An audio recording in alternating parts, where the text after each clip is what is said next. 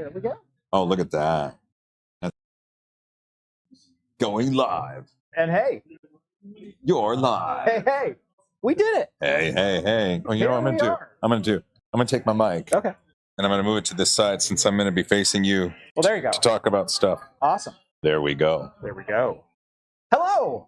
Hi, everybody. And we're live. Welcome to Talking Heads, everyone. Episode 313. Holy cats. That's amazing. Oh, wait. We need to get something. What am I going to take? I'm going to take this one. You take that one? I'm going to take that one. All right. Cheers, my friend. Cheers. Prost. Sláinte. All the good ones, right? Welcome to Talking Heads, your once-weekly live show for the latest in beer and tech news. I'm Jeff. Well, that's not bad, and I'm Joel. Yeah, you might know this guy. We've been having some fun over the last couple of days. You're in my town, man. That's right. You're in my town, so I had to bring you to one of my favorite places to have a beverage, the Ridgecrest Public House in Shoreline, Washington. This is one of Joel's hangs. This is nice. I like this. This is pretty good, and part of the reason why it's so good is these. Yeah. These are garlic knots with some cheese, and they're wonderful. Yes, absolutely wonderful. What's up? Good to see you guys. Look at that. What? John. Oh, John. Hey, I'm Joel. I follow you on Twitter. Well, fantastic. Look at that. So the net guy shows up. We just started the stream, so welcome. Welcome, yeah. Feel free to grab a beverage. Yes. We got some garlic knots. Yeah. So we're just gonna sit here and hang out. So Joel, we've been hanging out the last couple of days now. Couple days, yeah. I think we can share what we're doing. Oh, absolutely. Yeah. Of course we can share what we've been doing. We've been knitting sweaters for homeless cats. Yes. Yeah.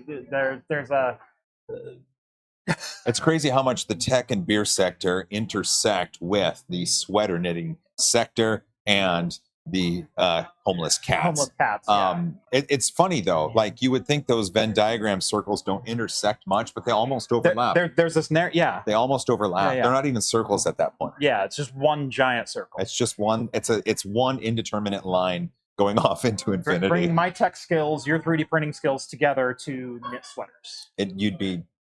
I can knit a sweater. Yeah. I mean, I can't really, but for the sake of this conversation, I am a mad sweater knitter. So what are we really doing?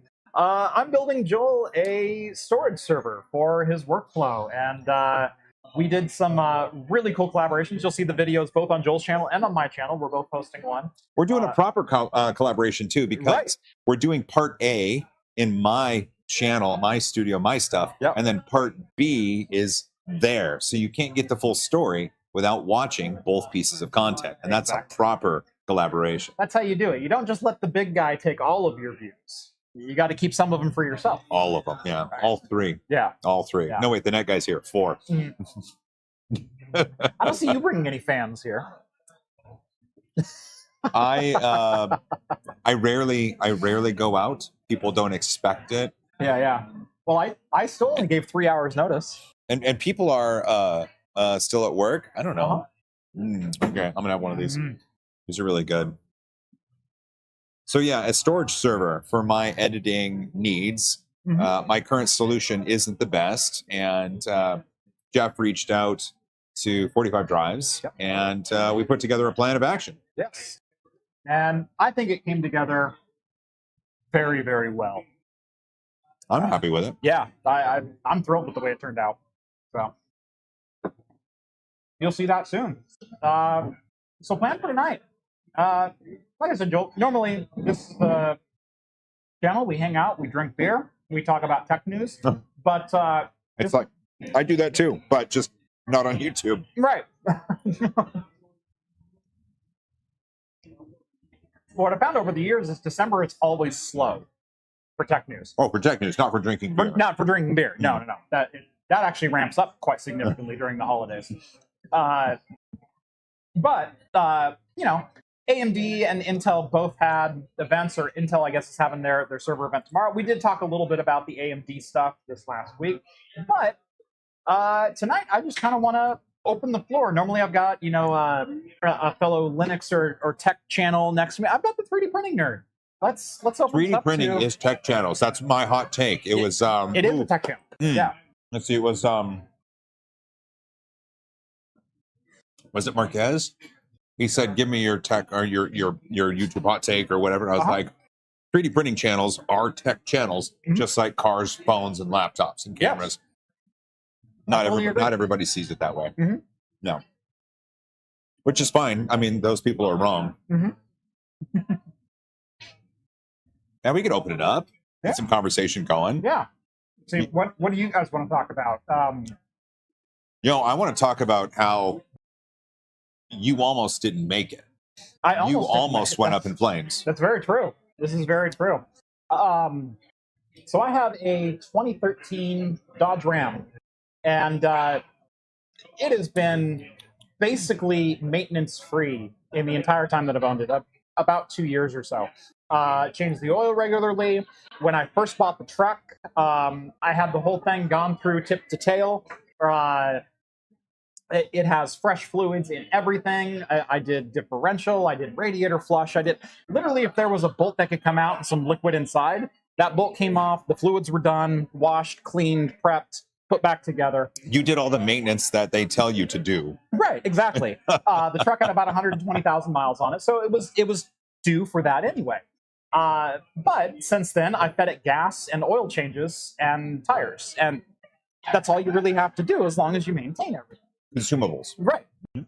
So it's been a fantastic truck until I crossed the bridge from Oregon into Washington, literally as soon as I hit Vancouver on the way up here. That's a harrowing experience in itself. Yeah, I mean, I was already on edge.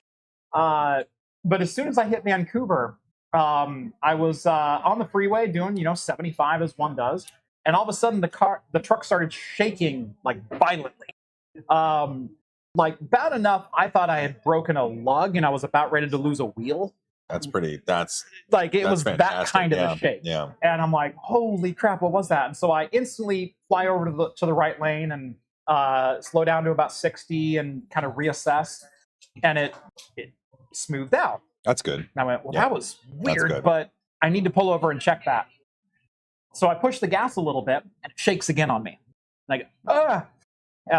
And so my head immediately goes, okay, I don't think it's mechanical. No, it didn't sound mechanical. It didn't sound mechanical. No. I think this is ignition. You need three things to make an engine go. You need air. Hope, love, and prayer. No, different things. You need air, you need fuel, you need spark. I know I had air, because that's the easy one. Sure. But either I didn't have fuel or I didn't have spark, and there was something not causing the engine to rotate further. So pull off the road, check all my tires, check underneath the car. Did I throw a cap off the drive shaft or something weird? Because it was that kind of a violent shake. Everything checked out. Got back on the road and did the same thing. Got back off the road a mile later. Ended up stopping by a friend of the channel, Cosworth. He actually lives on the route on I-5 between Vancouver and Seattle, and has a fairly well-equipped shop. And so I swung by his house, hooked it up to a diagnostic, and I have a little OBD2 reader, but it didn't give me any codes. His shot out that I had a pending cylinder 8 misfire. Pending. Like precog. Like that Tom Cruise movie. It has to happen enough times for it to actually register on your dash. There's a threshold. Right. Okay. One misfire isn't going to do it. It's like, I missed a spark, right? Whatever else. Mm-hmm. So it's got to do it a number of times before it actually registers as an error on your dummy light. Okay. That error threshold hadn't been hit yet. But I had a pending code, which you can read with the reader. Okay. I get it. At that point, we had established, okay, it's just no spark. So I'm not going to blow up the car if I keep driving. Because at that point, I was afraid I was going to have to turn around or get an Uber home, tow it or something. That's always the scary bit. And I was halfway between home and Seattle. So it's like, either I'm going to break down in Tacoma or I'm going to break down in downtown Portland. Neither one good options. So managed to limp the truck all the way here. Found a mechanic a block from Joel's shop, who used to be a Dodge certified mechanic at one of the dealerships, knows the Hemi engine inside and out. I told him what the code was, and he goes, Oh yeah, it's either your coil or it's your plugs or some combination. It's just the ignition system. And I said, okay, well, here's the deal. I'm in town for 2 days. I'm leaving Thursday. If I drop it off tomorrow morning, can you get it done tomorrow? He goes, oh yeah, parts are ordered. Drop it up at 9. I pick the car up at 3. Done. That's just brilliant. Yeah. Man. I love how that worked out. Yeah, he not only did that, he test drove it. Jeff's mic low. Flip downward, I think. Oh, it is. Okay. It is flipped outward. There we go. Problem is my jacket's flipped outward. So, Oh, see, just Yeah. Well, if I zip up a little more, then I can do this number. see, There we go. if you put it right here. If you do that. There we go. So not only did he order the parts, take my truck on less than 12 hours notice, he also took it out for a test drive this morning, recreated the issue, knew exactly what it was, knew how to test for it, got it swapped out. That sounds like a good mechanic. Yeah. And didn't go like, oh, let's do all of your spark plugs and all the wires and all. Just went like, here's your exact problem. I'm going to replace these 2 spark plugs, this cable, and this coil. Done. That's perfect, Yep. man. Yeah. $300. I have a working truck again. Working truck, you can Yeah. make it home. No, and it's important though that you Yeah. got it fixed. Yeah. And it was really cool that you got it fixed so fast, Yeah. so close, so conveniently. Mhm. I don't think this story ends the same way without those things coming together, without No. that fruising. There were so many things that led up to this happening. Not only is that guy a block away, he happens to be a good mechanic. He happens to know that Hemi engine inside and out. That's crazy. I happen to have a friend along the road here that happened to have not only the tools, but diagnostic equipment to be able to tell me what the issue was, to tell me if I could even continue on the journey or if I had to tow it somewhere. Can you imagine what my tow bill would have been for over 100 miles? That depends. Are you a member of AAA? I am not. Oh, then a lot. A It lot. would have been a lot of money. Yeah. Do you like sours? I love sours. This is a huckleberry sour. I Ooh. would like you to take a sip of that. Oh, yes, sir. Wow. Uh-huh. Oh. Uh-huh. Oh. We're going to talk about the beers in a second. Is that not enjoyable? That is. It is super tart, very rich, but without approaching like syrupy or artificial sweetener or any of those kind of things Right. that I get in some sours. That is straight up. It's like candy. It's like candy. It's like what I like to say is there are certain things that are spicy just to be hot. Yeah. And there are certain things that are spicy, but the spice contributes to the flavor. Yes. The sour contributes to the huckleberry flavor. Absolutely. Yeah. I think that's a fantastic descriptor on that. Really happy I picked that because Mhm. typically the sours that I've had in the past are either just a little bit too sour or are syrupy fruit forward sort of Right, stuff. right. But this doesn't suffer any of those problems. Right. And I could drink more than just this of this. Yeah, no, I agree with that. Oftentimes, like I've had a couple strawberry sours where you can tell they use like a strawberry puree that was artificially back sweetened or something like that, Mhm. and that comes across in your beer in your final product. That's delicious. Mhm. That is super good. And that's not to say that those other sours aren't necessarily bad. It's just that's not the flavor that I want. Correct. So let's see. I've got the menu over here in between pictures of us being vain. So you got the huckleberry sour. Where Sour. is that? It's going to be over there under other. Under other. Oh, there we go. So that Huckleberry sour is from- Paradise Creek Brewing Huckleberry Pucker. Mhm. 4.5%. So Yeah, there you go. it doesn't taste. It's not heavy on the No, alcohol. it's not a real heavy hitter at all. I am currently sipping on an Old Schoolhouse Brewing Brewers Reserve Double IPA, 9.3%. Are you a fan of IPAs? I love IPAs. There you May go. I? Please, Okay. please. Ooh. Yeah.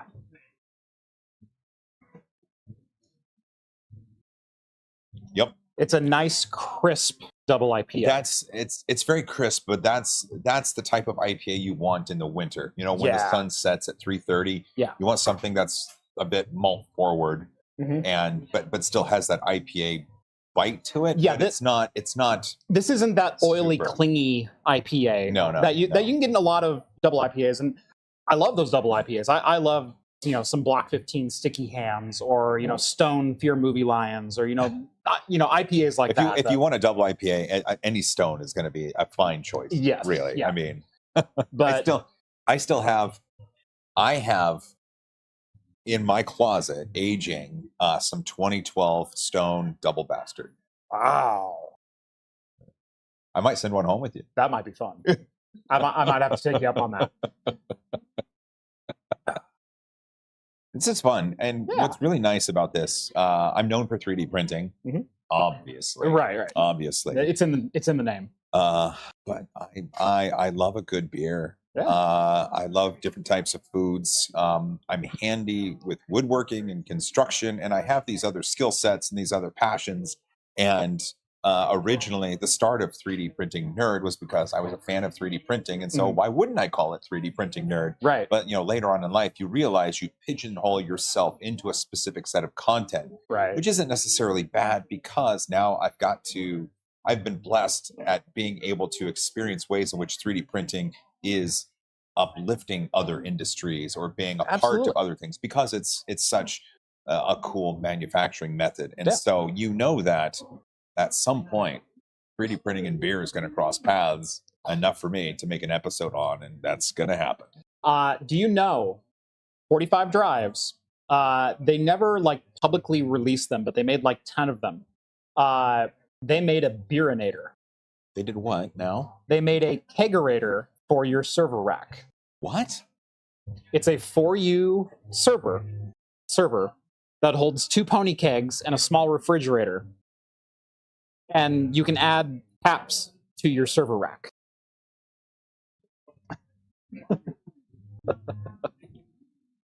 It should be on the bottom. You don't want that liquid above all of the rest of your components. Yeah, right? probably not. Yeah, probably not. But they said they might be redoing a couple of those and possibly sending one out, possibly doing a small batch release. So if anyone wants to buy one or something like that. But I imagine there may be some 3D printed components in there as well. That's really great. yeah. Oh, actually, that's actually a really good point, because the HL15 that we're using for my storage solution has a lot of 3D printing parts in it.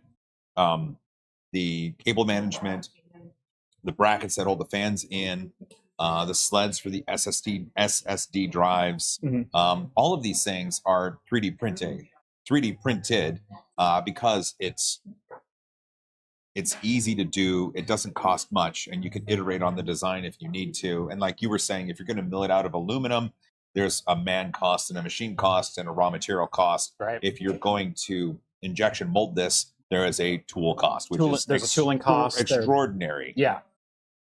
So it's a fantastic solution. I love that they're doing it, and it allows the community to augment or possibly upgrade the parts that are available to do added functionality within the case, which means then 45 Drives can take that and include that as a standard offering. Right.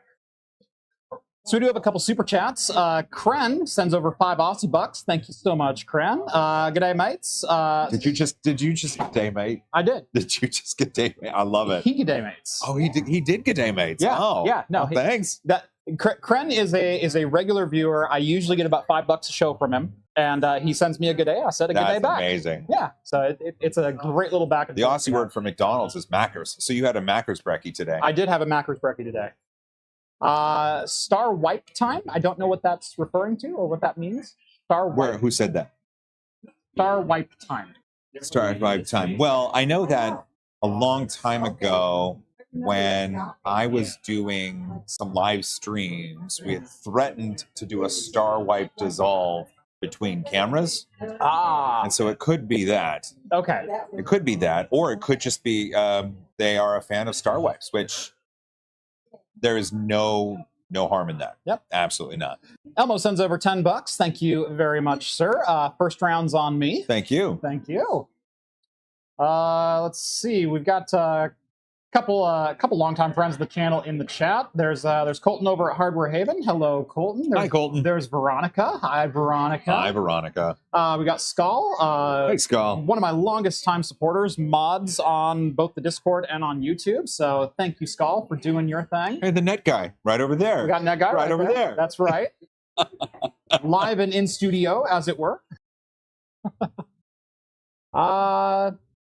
Yeah, let's see. Veronica, Viva la Star Wipe. I love it. I love it.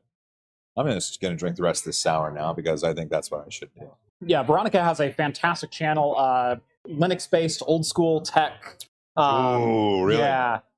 Veronica, remind me to subscribe. Yeah, I will remind you to subscribe. Okay, good. She's got an awesome channel, so I think you would dig her stuff.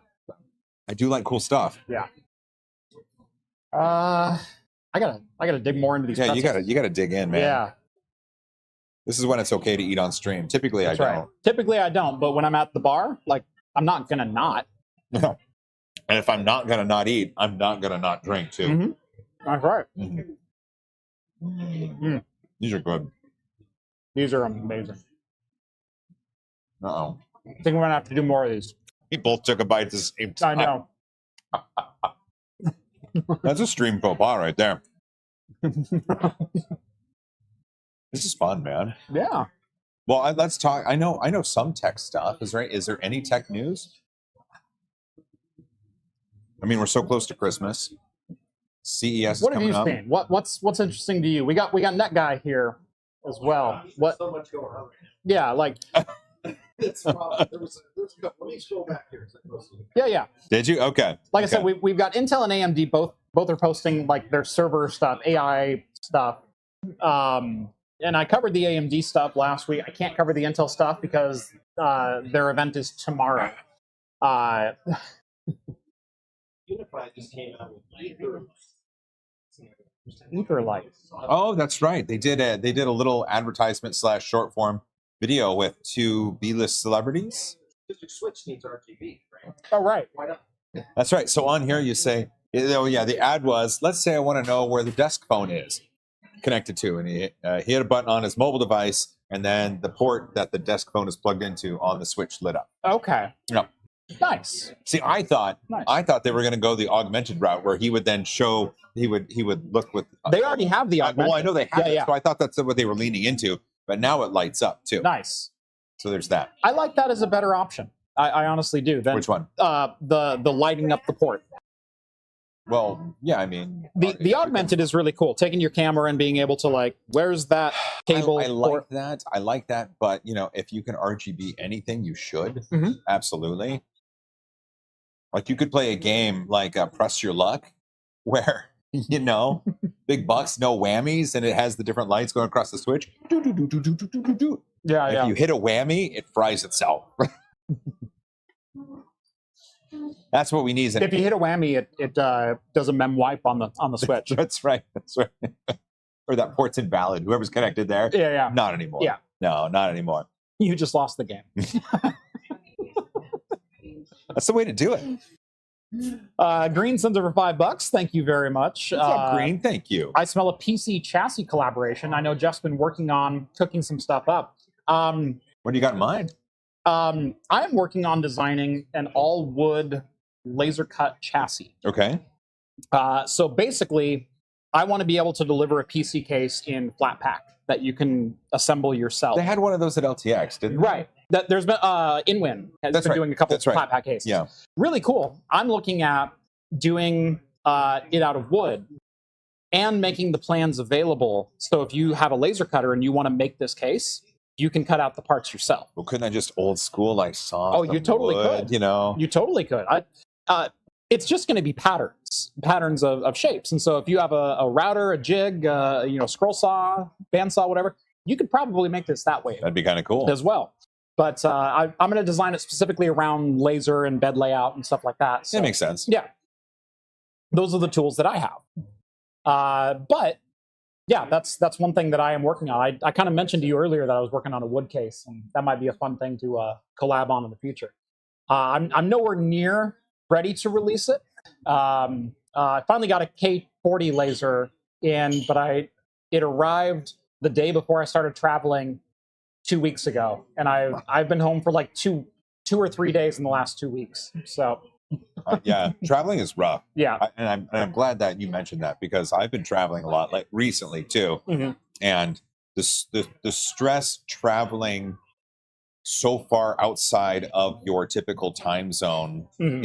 is amazing. And I've been just all up and down the West Coast. Even I haven't even left my time zone, and it's still I find because I went to Frankfurt for a certain show, Yeah. just for like 5 days, and then came home. Mhm. And then I went over to the Oxford, UK for a show, and I was gone 4 days. And in that time, my body has no clue what time of day it is. Mhm. Like last night at 2 o'clock in the morning, it was like, "You're hungry now." And I was like, "The what?" It's 2 o'clock in the morning. Right. But It's dark outside. What the hell are you doing? But apparently, I needed some fruit snacks. There you Which, go. I mean, it's fruit snacks. But then again, also, I could have fallen asleep at 3 p.m. today, easily. Yeah.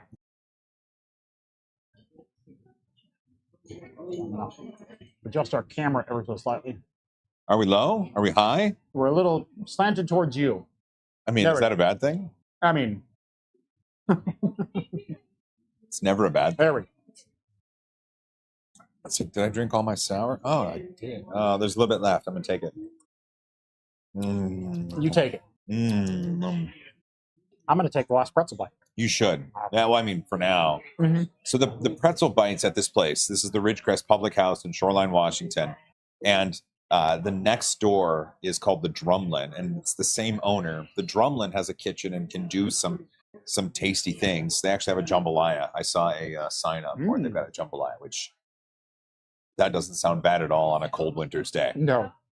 The pretzel bites, though, they're acquired from a German bakery, local, that is owned and operated by some authentic German bakers. And the garlic pretzel knots are just amazing. They're absolutely amazing. If you can ever find yourself in Shoreline, Washington, come to the Ridgecrest Public House or to the Drumlin and just get pretzel bites, and you won't be sorry. The pretzel bites are 100% worth the trip. Yeah, I would drive hours to get those. Yeah. And you did. Yeah, I did. Yeah. I would drive up here again just for the pretzel bites. So I've got Dirty Face and Polaris. Those are the two beers that I have left, and I'm really curious if the chat could vote and let me know, should I drink Dirty Face next or Polaris? Yeah, so I am finishing up my Watts Brewing Xylocopa Stout. It's a very light stout at 6.2%. Surprisingly good, like robust flavor here. No, that's what I had yesterday. Oh, that's right. Oh, that's right. I had that yesterday with some cider in it, and it was so good. Yeah, he's a mixologist when it comes to the taps. So I take a dark beer, and I take a cider, and then I mix them all together, usually 50-50, because ciders are typically too sweet for my palate. I don't want them, but they're tasty, just too sweet. And a stout is usually a little bit too dark, too roasty for me. And so the stout lessens the sweetness of the cider, and the cider lessens the roast of the stout. And together you just get something awesome. There was one time I had a porter that was brewed with vanilla nibs, and then into it I put a peach cider, and it tasted like peaches and cream. It was so good. It was dirty. It was dirty how good it was. Sounds incredible. It was just, if you ever get the chance, I'm sure you will run across a porter with vanilla nibs at some point in your life after this. There's a good chance of it. And I'm sure you would be able to find a peach cider after that. And really, then it's just only a matter of time. Yeah, no, I have breweries near my house that make either of those at any point in time. We have a cidery near my house. You could coordinate. Yeah, we could totally make that happen. I'll come down for that one. Yeah. That would be. Yeah. I see a bunch more Dirty Faces than Polaris. Yeah. Who's Dirty Face brewed by? I'm seeing Dirty Face. Yeah, let's pull that up. Dirty Face Brewing, or Dirty. Where is that one at? What? I have no idea. Icicle Brewing.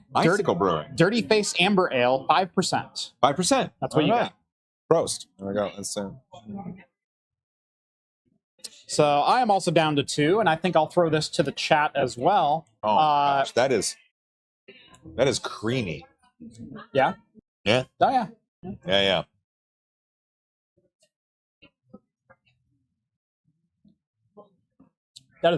That's nitro cream levels of cream. I know. Yeah. All right. Well, I like it. I'm gonna drink it. It doesn't say nitro. No, it doesn't. They have a couple nitros on the board. I saw. There was a beer that I a friend of mine.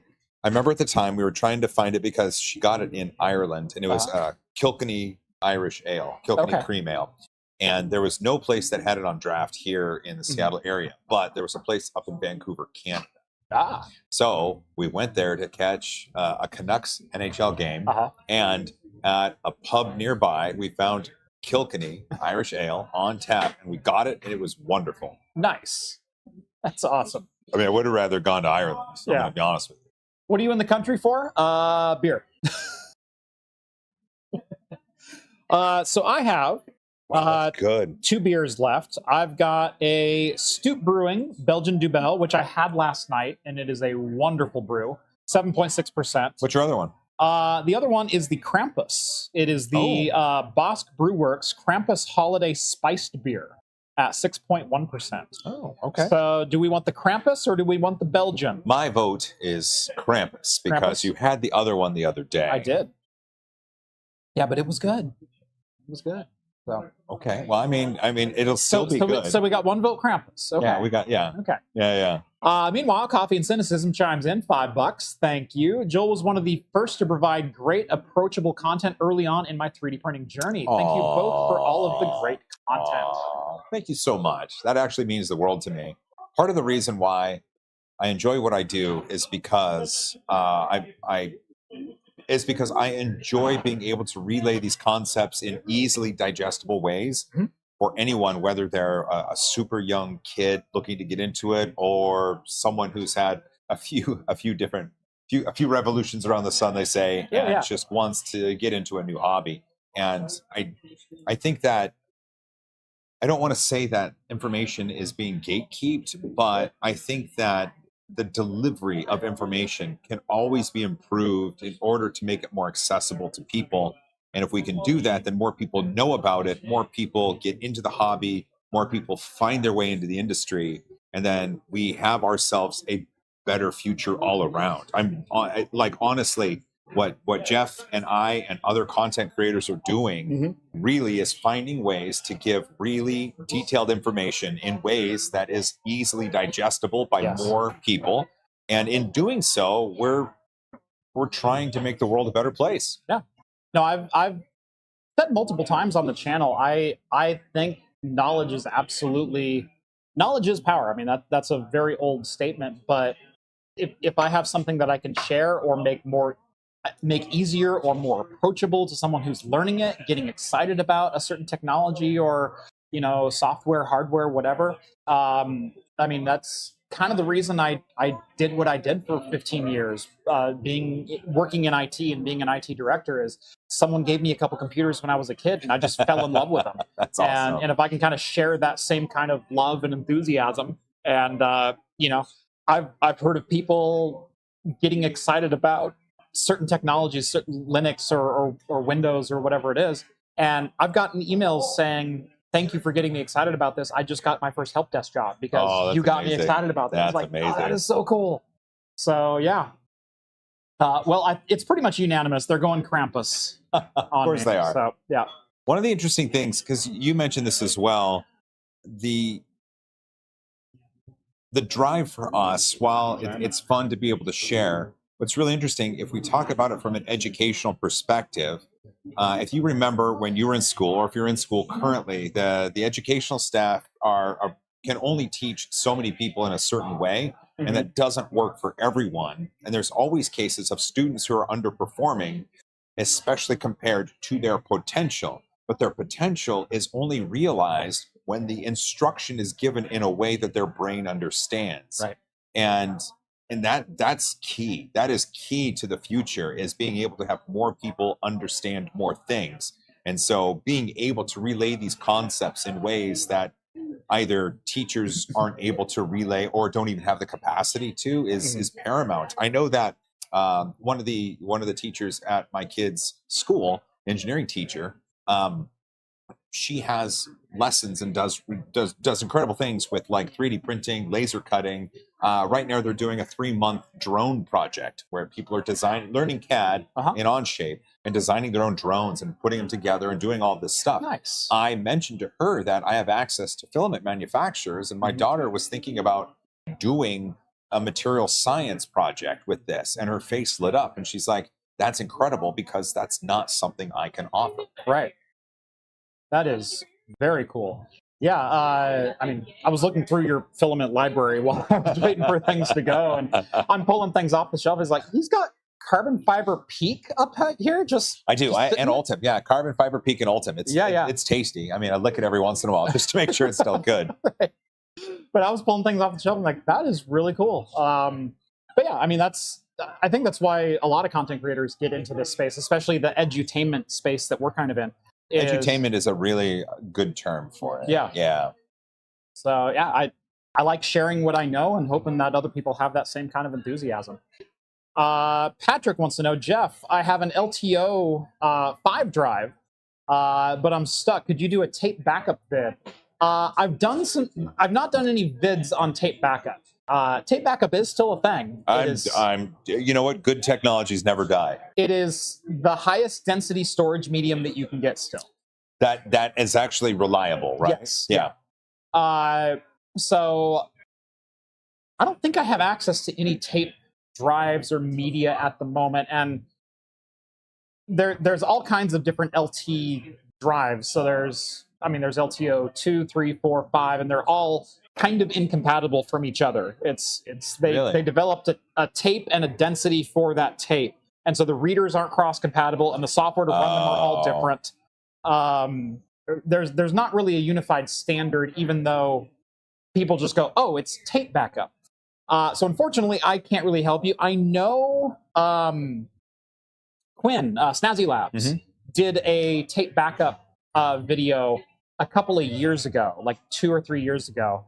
I believe he was on LTO4 though, but there might be some cross information there that might help. I don't know how deep he dove into it, but I do remember him doing a video about it.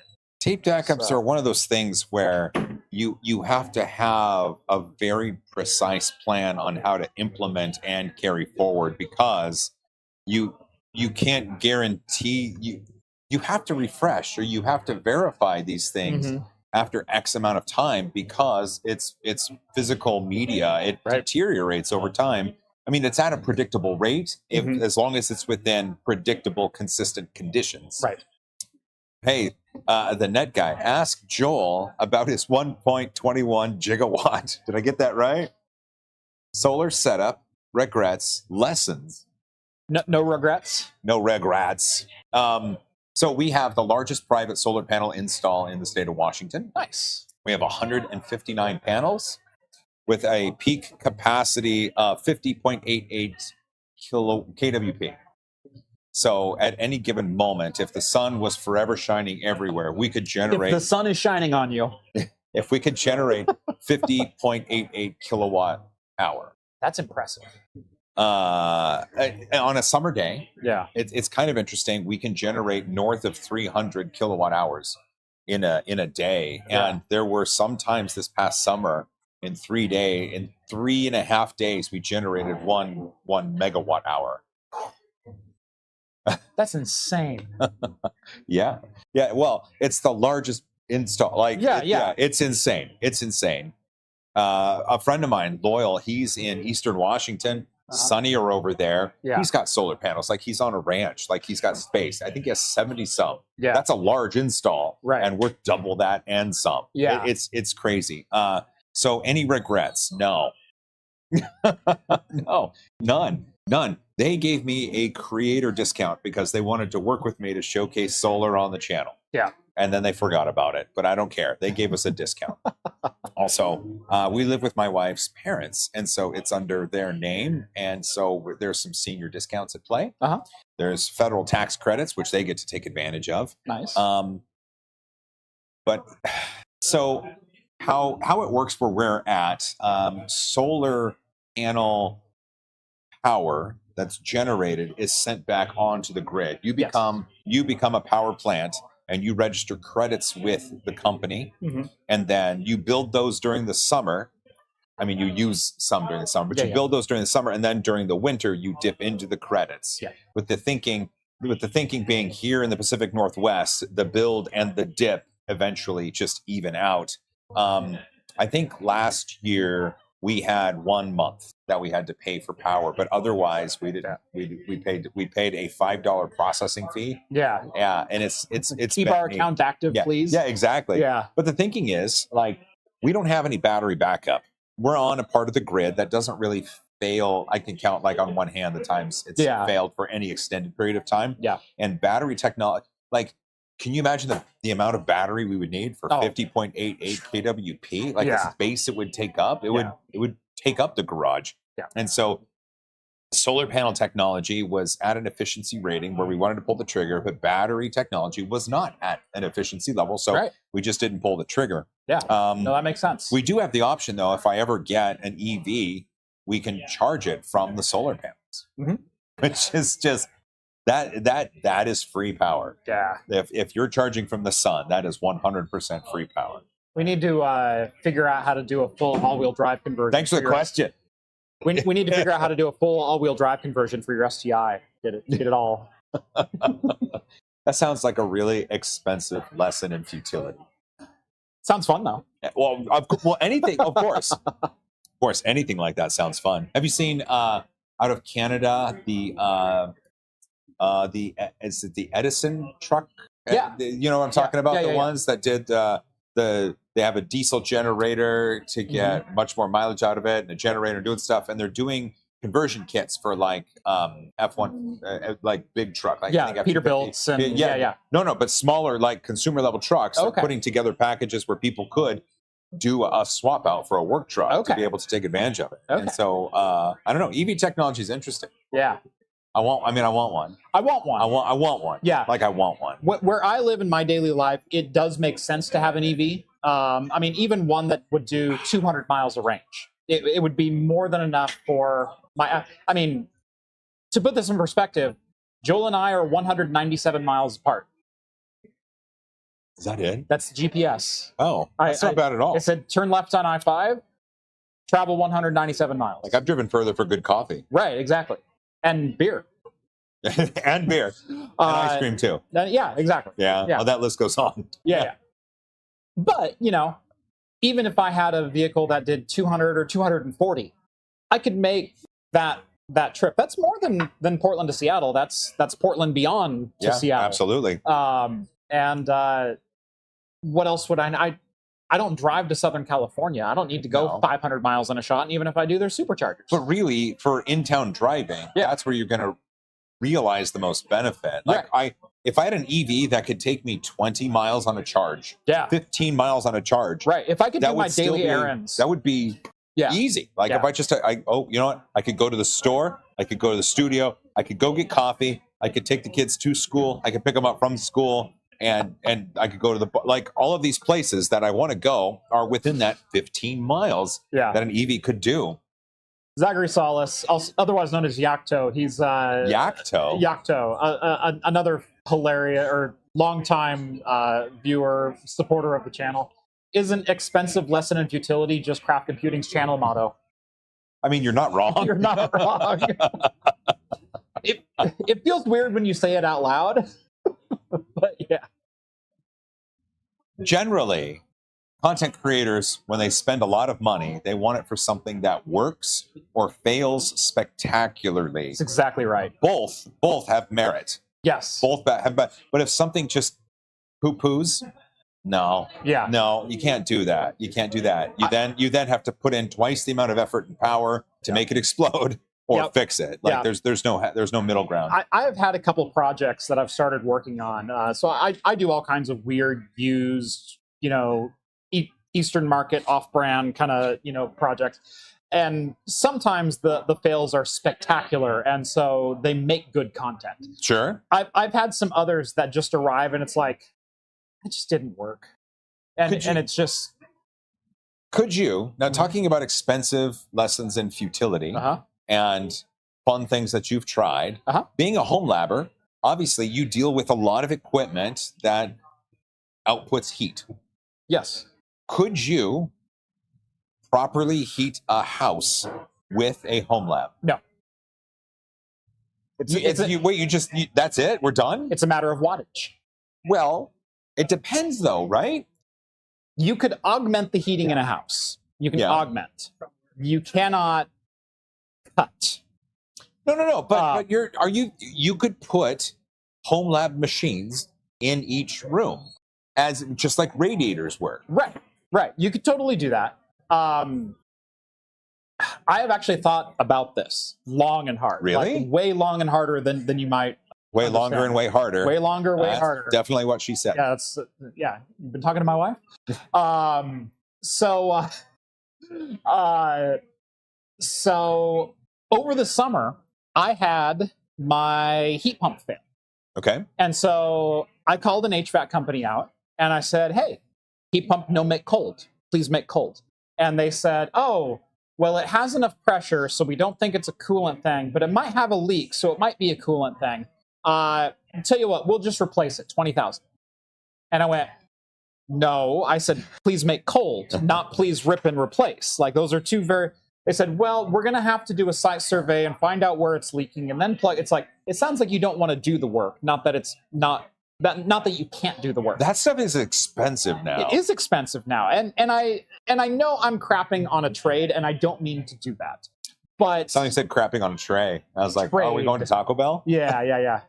No, that's crapping after the tray. And I don't mean to do that, but at the same time, I've also talked about being a service provider or a skilled Take a sip trade, of that really quick. a skilled trade of some kind, and being able to actually meet your customer in the middle and supply them with a service that they actually need. I showed up at an automotive store or an auto repair shop today. He knew what the problem was. He knew how to diagnose it. He knew the least amount of parts to repair to get me back on the road, and got me back on the road. That's all I wanted. But it could be those parts aren't available. It could be. Or it could be they don't want to break out a soldering iron and spend a couple of days, so That could be too. could be too. Half of my HVAC system is in the crawl space. My furnace is underneath my house. Okay. It's not convenient. It's very uncomfortable. It's a difficult job. So what are the chances that someone just didn't want to quote that system? Well, that depends. That's yummy, isn't it? Oh. Ooh. I mean, we are talking lots of stuff, but beer as Yeah, well. I yeah. just want to make sure that's the Polaris. Anyway, so my HVAC went out over the summer, but just the heat pump section. Just heat pump. Yeah, just I the get it. cold end. Yeah. Okay. And I got the answer of, well, $20,000. And I said, well, can't you repair it? They said, well, yeah, we could, but we're not going to. $20,000. Oh, they said, but we're not gonna. Basically, okay. yes. Okay. And I went, well, that's not acceptable. And I started thinking, do I need a heat pump to keep my house cool? Is there any other method that I could use to heat and cool my house other than traditional, furnace, heat pump, HVAC type systems? Okay. I started looking into what would it take to essentially water cool and water heat my house. Didn't Linus do this? Linus did this with his pool to cool his server rack. So he's piping water in from his pool, I see. And that's just for the server rack. using his pool as a heat sink Yeah. to be the heat That's not transfer. bad. It's not bad. That's not bad. Right. But just from a matter of wattage and expected heat output, you need to raise the temperature going through your HVAC system by about 25 to 30 degrees in order to maintain heat in your house. I see. So if your ambient air is 60 and you say you want to raise it to 70, you actually need to provide 90-degree air for a certain amount of time within that space to be able to okay. raise the temp. If you're just pumping 62 into it, it's not going to do any good. No. So you need to be well and above so you can cycle that system in and out. And I see. I see. It's a matter of how many watts can your home lab generate versus how many watts does it take to actually heat and cool your house? And there's some loss in transference and other things like that. But my home lab right now idles at between 350 and 400 watts. Oh, That's it's so efficient. That it is, but that's also been a point of my home lab over the last couple of years, is getting the efficiency down, because there was a time I was idling at 1,000 watts. Oh, that's not as efficient. It's not as efficient, No. right? So that, I brought the efficiency down, or the efficiency way up, but as a result, I'm generating far less heat. Okay. So is 400 watts enough to raise the temperature of my house 10 degrees per second? No, it's not. It could do a room. It's enough for a room. Yeah. It's not enough for the house. So each room would need a home lab. right, exactly. Okay. So I'm going to start pitching this to my wife. I mean, you'd do it if you could. Oh, I would. I also looked at the cooling aspect of it. How can Okay. I take heat out? And it's the same kind of equation. If you want to lower the temperature of a room, you typically need to drop by at least 20 degrees. Okay. And so if you want to hit 63, you need to be supplying 43 degree air. Okay. I understand that. Yeah. So how much wattage does it take to do that?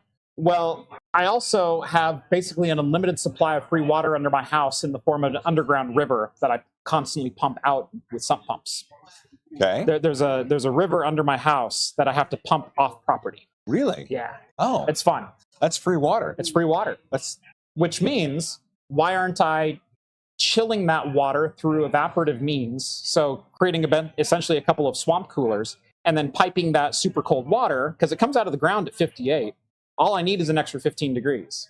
So why don't I swamp cooler it? That extra 15 it could take you a lot to do that extra 15. Not if you just do evaporative cooling, which in the summer in Oregon, we have 15% ambient humidity. Yeah. So super efficient to mist the water down, cool that water on its way down, pump that through a radiator, and just put that on a return line on my HVAC. Okay. But now you piqued my interest because you said you have an unlimited river of water that you pump out of below your house. Yes. Could you not start your own bottled water company? If I was going the Nestle route, probably. Water rights in states get really weird by city, by county, by state. True. Okay. And so do I have right to that water as an irrigation / bottling / drinkable, potable? It gets weird. Okay. Well, I mean, so far there's no contest because you're not doing anything. I'm not doing anything with it. All I'm doing is moving it off of my property. Right. Once I start doing something with it, it might be contestable, but all of that thing would happen within the confines of underneath my house. And then once it's done being used, it would still be pumped off the property. I'm just using it while it's there. Oh, okay. Okay. Oh, because you're not storing it. I'm not storing it. You're not storing it. I'm not storing it. I'm not using it. I am moving it through a couple of pipes before it leaves my property now. Okay. So I think this next summer, I'm going to try to build myself a free air conditioner using water that's freely available on my property. Could you, as you're pumping the water off, use the flow of water to generate electricity? You can. It's about 30% efficiency. Okay. It's not great. So I have to use... But that's a free 30%. It is a free 30%. You're doing it anyway, correct. Right? So what I would have to do is I have to pump it out with the sump pump because I pump it from below grade. I have 2 sumps that are sunk about 6 feet below my foundation level. Okay. And that keeps the water from raising up into the foundation. What I would have to... and those pumps are not efficient. They use a lot of power. Like there's constant 300-watt surges from under... But there's no impetus to make those more efficient. Like there's not. No one cares. No, exactly. Because when they need to get used, you want them to just go really fast. Right. I wanted to pump as much water as possible, and I don't care what the efficiency curve on them is. Right. But where am I pumping the water, and then what's my return on that trickle amount, and is the lemon worth the squeeze? Is the lemon worth the squeeze? Yeah. Sound like a car dealer. I know. But I understand what you're saying. Yeah. Is the lemon worth the squeeze? That's pretty good. Well, Quinn builds. He's down in Oregon. Yeah. He did a thing where he tried to generate electricity from water falling down the gutter. Okay. Like it's a free action. Gravity is making water fall. If you can actually action on that, how much can you generate? Right. And he didn't get much, but it did work. And again, this is kind of a potential versus kinetic, versus usable energy situation. Yeah. My water is already below ground. In order to get it gravity fed, I need to pump it above ground to return. You're losing all that efficiency by getting it above ground anyway. So I would get some return on that, but is it usable energy that I could pump back in? That's a good point. Probably not. Probably not. So. Wow, we just tangented. Right? Tangented. Yeah. Tangent. So I did try the Krampus. That's a really pleasant. You tried the heck out of it. It's gone. I did. Yeah, I tried the Krampus. That was a really pleasant, Christmassy ale. It had a little bit of kind of that all-spicy nutmeg on the end of it. Okay. But it didn't go overboard with it. And I get a lot of Deschutes every year has the Jubilale that they come out with. Oh, and that's right. And that is a very Christmassy beer. There is a lot going on with that beer. There's a lot going on with that beer. This was nothing like that. Like it had similar notes, but so like some allspice, some hops, some malts. I mean, it was a Christmas sweater. This one was balanced. It was a tasteful Christmas sweater. Yes. Okay. Yeah. Whereas the Jubilale, there's some stuff going on that sweater. Yeah. That makes sense. Yeah. All right, and now I've got the Stoop. This is the fantastic. Something familiar, something good. The Belgian Dubel.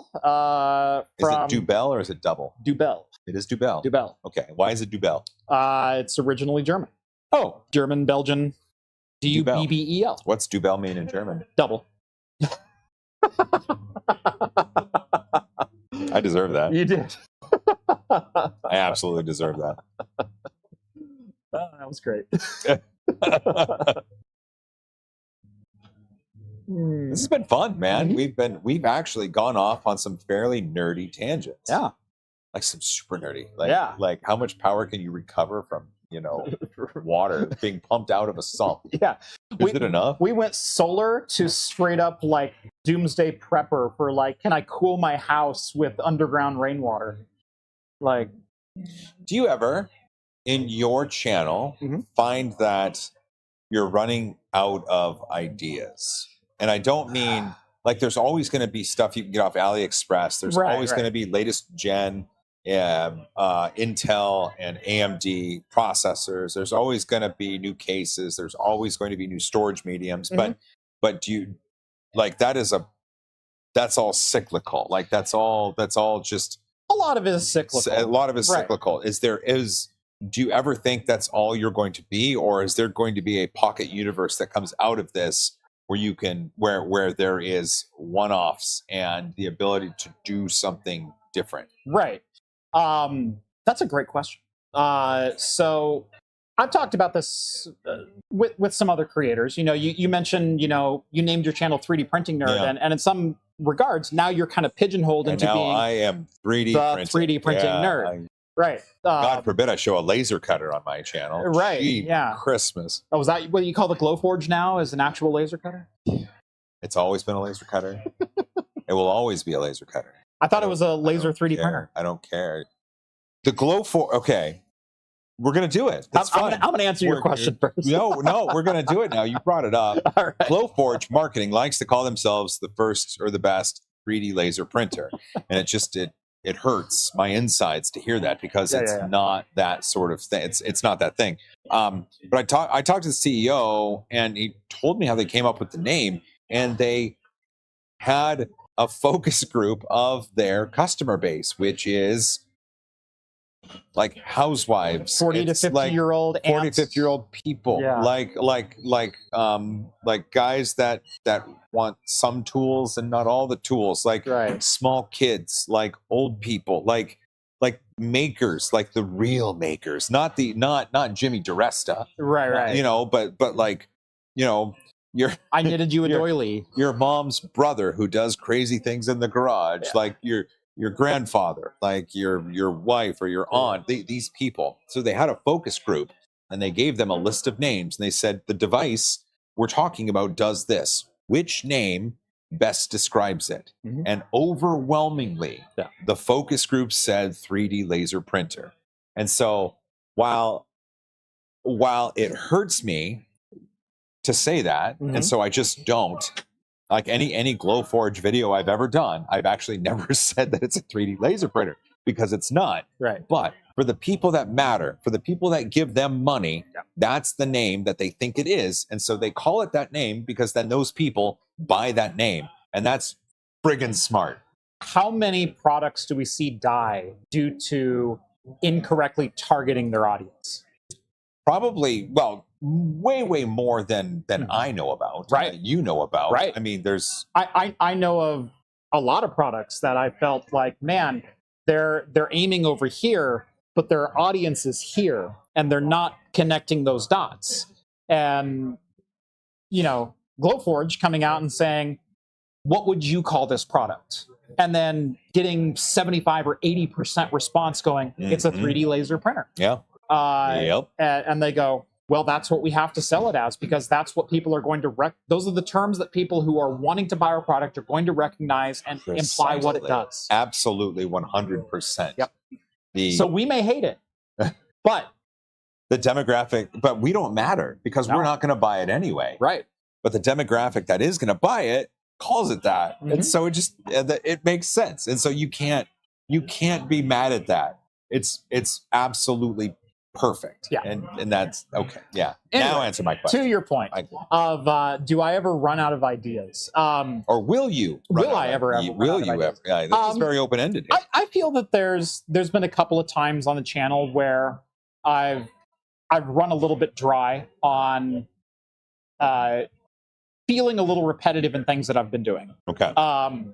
But because I try to be more of a variety channel in that some days I'm home lab and some days I'm case mod, which means 3D printer and laser and jigsaw and everything else. Yeah. Some days I'm AliExpress tinkerer. Sometimes I'm doing Linux tutorials and hacking NVIDIA drivers. Like, I bounce a lot of different places.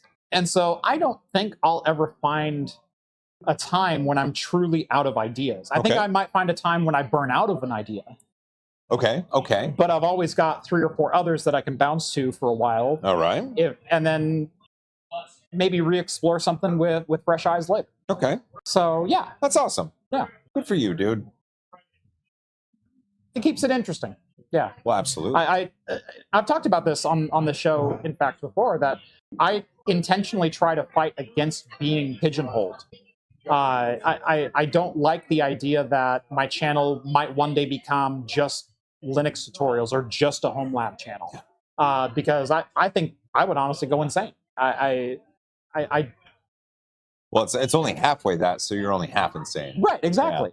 But I can always pivot on something and not focus on that half of the channel for a week, or That's true. or when something comes out that's really cool about home lab that I want to talk about, I can go, you know what, this case mod is kicking my ass. I don't want to talk about that for a week or 3 years sometimes.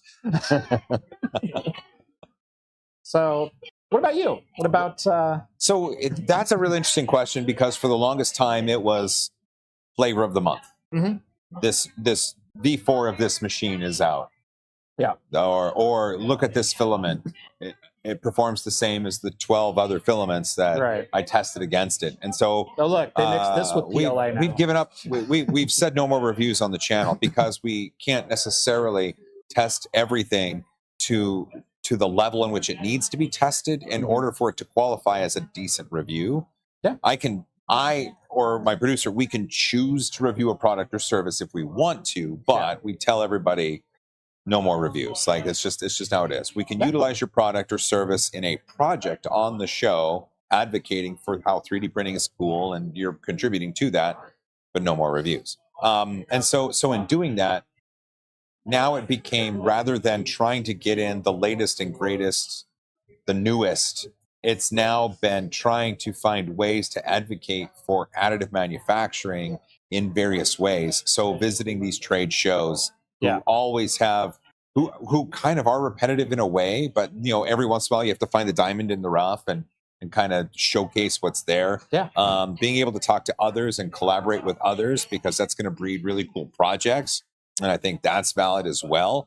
What I've really found, and here's where it gets crazy, what I have found is that I'm enjoying doing stuff without recording it. Yeah. Like I will, I printed a thing and I put it together and I tested it and it worked. And I didn't tell anyone about it. I didn't tell anybody. Like no one. I didn't tell anybody about this. Like it's going to make a great video because eventually I will. Yeah, but yeah. for the time being, it's mine. Yeah. And I didn't tell anybody about it. In fact, I did 2 things. Oh. 2 things. I didn't tell anybody about them. But then again, there was one time where a video that I had recorded recently, it's not out yet. I have to edit this one. Yeah, yeah. There was a mod to the Bamboo Lab X1 and P1 series 3D printers. There's that thing. Remember the piece that I showed you on the A1 that was like a corner piece? Yeah, yeah, yeah. So what it does, the X1 Carbon has a glass lid that sits on top. Yeah, yeah. Because if you close the front glass, then it's fully enclosed, Mhm. and ABS prints and ASA prints print really well Yeah, in yeah. that sort of environment. But that glass is just like right there. It's Yeah. right there. And sometimes the PTFE tube scrapes against it. So some people like to lift it up just a little bit. Uh-huh. So what some people did is came up with this way of a completely 3D printable part. They actually, you print these little bow ties that shove into places to nice. attach things together. Yeah. It sits on top, and then the AMS, that 4 filament holder, Yeah. sits on top of that. And then what's great, that glass, you can actually take it out and slide it in at an angle. So then now for You got a little PLA bit of a- prints, you get a little bit of a vent Yeah. to it. And so you can vent it out. Also, you can put it all the way on top if you want. Yeah. It's a fantastic mod. And I printed it. I was really excited about it. And so it was one that I just said, I'm going to turn on the camera. So I just turned on the camera and I just went for it. Like no plan, no script, no outline. I Yeah. was just excited to share this and put it together, and it looked great. And so my fear of running out of things isn't nearly what it used to be. I mean, there always is. As a content creator, you always have that healthy fear of that. Yeah, yeah. But my fear now is that I'm unable to enjoy the hobby that I once had. And so I've been trying to do more things that just make my heart feel good. Yeah. And it's easy for me to turn on the camera and be passionate about stuff. Mhm. But if it makes my heart feel good, then I'm happier. Yeah. And a happier Joel is a healthier Joel. Yeah. And I like being healthy. I'm glad you brought up reviews because, as my audience knows, that it's been a bit of a point of contention that I've had for a number of years, and I finally made a video about it earlier this year about what is a review within the tech space. And I like to do reviews, but I have always framed my review from an experiential standpoint, not necessarily from a deep dive technical analysis. And I start every review with who is this product for and how much does it cost? Mhm. Because if you can't afford the product, this review isn't for you. If you're not going to buy this product, this review isn't for you. Who is going to buy this? How are they going to use it? And what is their experience going to be? Okay. And so, there's a million different ways to review things, and those have always been kind of my criteria. And the frustrating thing is I would post a video review that had technically accurate data in it, but also had, some nuance about use case or expectations for a certain product. And I would get comments about, well, so-and-so did this, and they said, you're wrong, this other card was actually 3% better. So, okay, but my testing doesn't show that. And number 2, no one in this use case scenario would be buying that other thing. They're not compatible parts. They're not in the same plane. With graphics cards, we always talk about dollar per frame, about like how much is the card, Oh, I see. how much performance are you getting Yeah. for how much do you spend? And they'll take a $300 card and go, look, NVIDIA's screwing you because you're only getting, 6 frames per second per dollar that you spend, whereas this $700 card, you're getting 9 frames per dollar that you spend. What's the Costco problem? Buying in bulk, you pay less per thing. You pay less Yeah. per thing. Yeah. Right, But exactly. you're still spending a whole bunch of money. Right. The problem is no one who's thinking about buying a $300 graphics card is going, you know what, maybe I'll just buy the $700 one instead because it's more efficient. Yep. That equation doesn't make sense to anyone in that buying scenario. And so while it's a metric that people can point to and go like, man, I wish this graphics card was more efficient or was more performant at this level, it's an inconsequential benchmark. Yeah. It doesn't actually tell the end user whether they'd be satisfied with the product that they bought. And from an experiential standpoint, it's useless. And, you know, I've stopped doing a lot of technical analysis videos because of feedback like that. And trying simply to lean into the nuance a little bit more, because I feel that's kind of a lost art. If everything just becomes a technical analysis, then only one product deserves to exist and everything else might as well be e-waste. And that's not the world we live in. Well, if that's the only true valid form of a review, then every stack rank should be the same. Yeah. And 2 and below should feel really bad about themselves. Right. But you bring up a good point, and I think it has to. In being content creators, both of us, I find it really interesting when you give an opposing viewpoint of something that is an opinion. Someone will say someone else did this, said the opposite, which means you're wrong. There's been a lot of contention. There's only one truth in this industry. There's one true opinion, and I think that I mean obviously it's much more argumentative online now than it has been in the past few years. But at the same time, I think when approaching it from a content creation perspective, people will say something, and you can say something that's different, and not a lot of people seem to realize that both things can be correct and are part of a continuing dialogue. Yes. And I try to curate that level when someone says a comment that kind of resonates with me, and I'm like, well, wait a minute, what's the crux of what they're saying minus all the hateful spewing garbage? Right. Okay, let's do that. And so then I can try to get them on course. And I've had some really great conversations when doing that, but it sucks that I've had to do that. Right. And I'm wondering if in your space our experience is similar. Very similar. You have diehard enthusiasts. We also have people who, there was one great comment that I had. So I also do like handheld gaming system reviews. So your Ion Neos and Steam Decks and things like that. Yeah. I made a comment that I think it was the Ion Neo 2 was more performant than the Steam Deck. Even though... Jeez, dude, you put that opinion online? I did. I did. Now, I also benchmarked them and had the empirical numbers in front of me. Yeah. And had both consoles sitting side by side. That doesn't matter. In my hand at the same...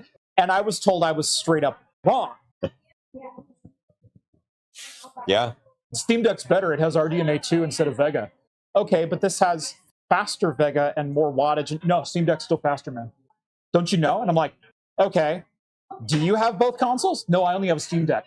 Okay, so whose data on the Ion Neo 2 are you going off of? Because this is the data that I collected and that I'm presenting, and my data says the Ion Neo 2 is... No, you're wrong, bro. Yeah. Yep.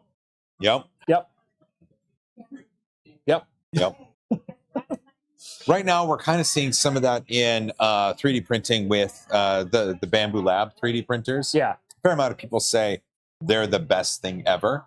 And it's not wrong for them to say that, because that is an opinion. Yeah. And it's based in some truthfulness, which is great. But it really depends on the person who's hearing it and what they value as far as best.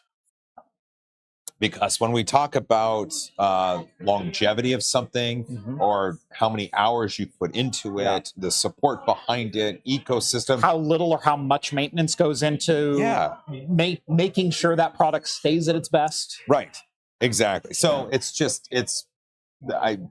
I think everything here is kind of within the same vein of thinking. Yeah. And it's crazy that it is across all levels of content creation. Yeah.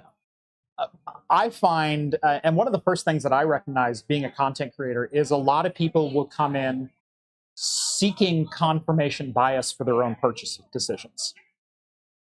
They will come in. Did you put the camera just on you? I did not. What? I didn't do that. What the heck? Apparently it moved at some point. Hold on. It doesn't want to move. What the crap? Oh, maybe it did. Hold on. OBS. There's the light. Okay, we got it. We got this now. It's an AI tracked camera, and so sometimes it will get a mind of its own, which is great. If only someone who did tech on YouTube could come to our aid. I know, right? There we go. So this recognizes hand gestures from time to time. Oh, it's one of those. Yeah, like, so, hello, so you can do like that. zoom and stuff like that. Like, don't do it now.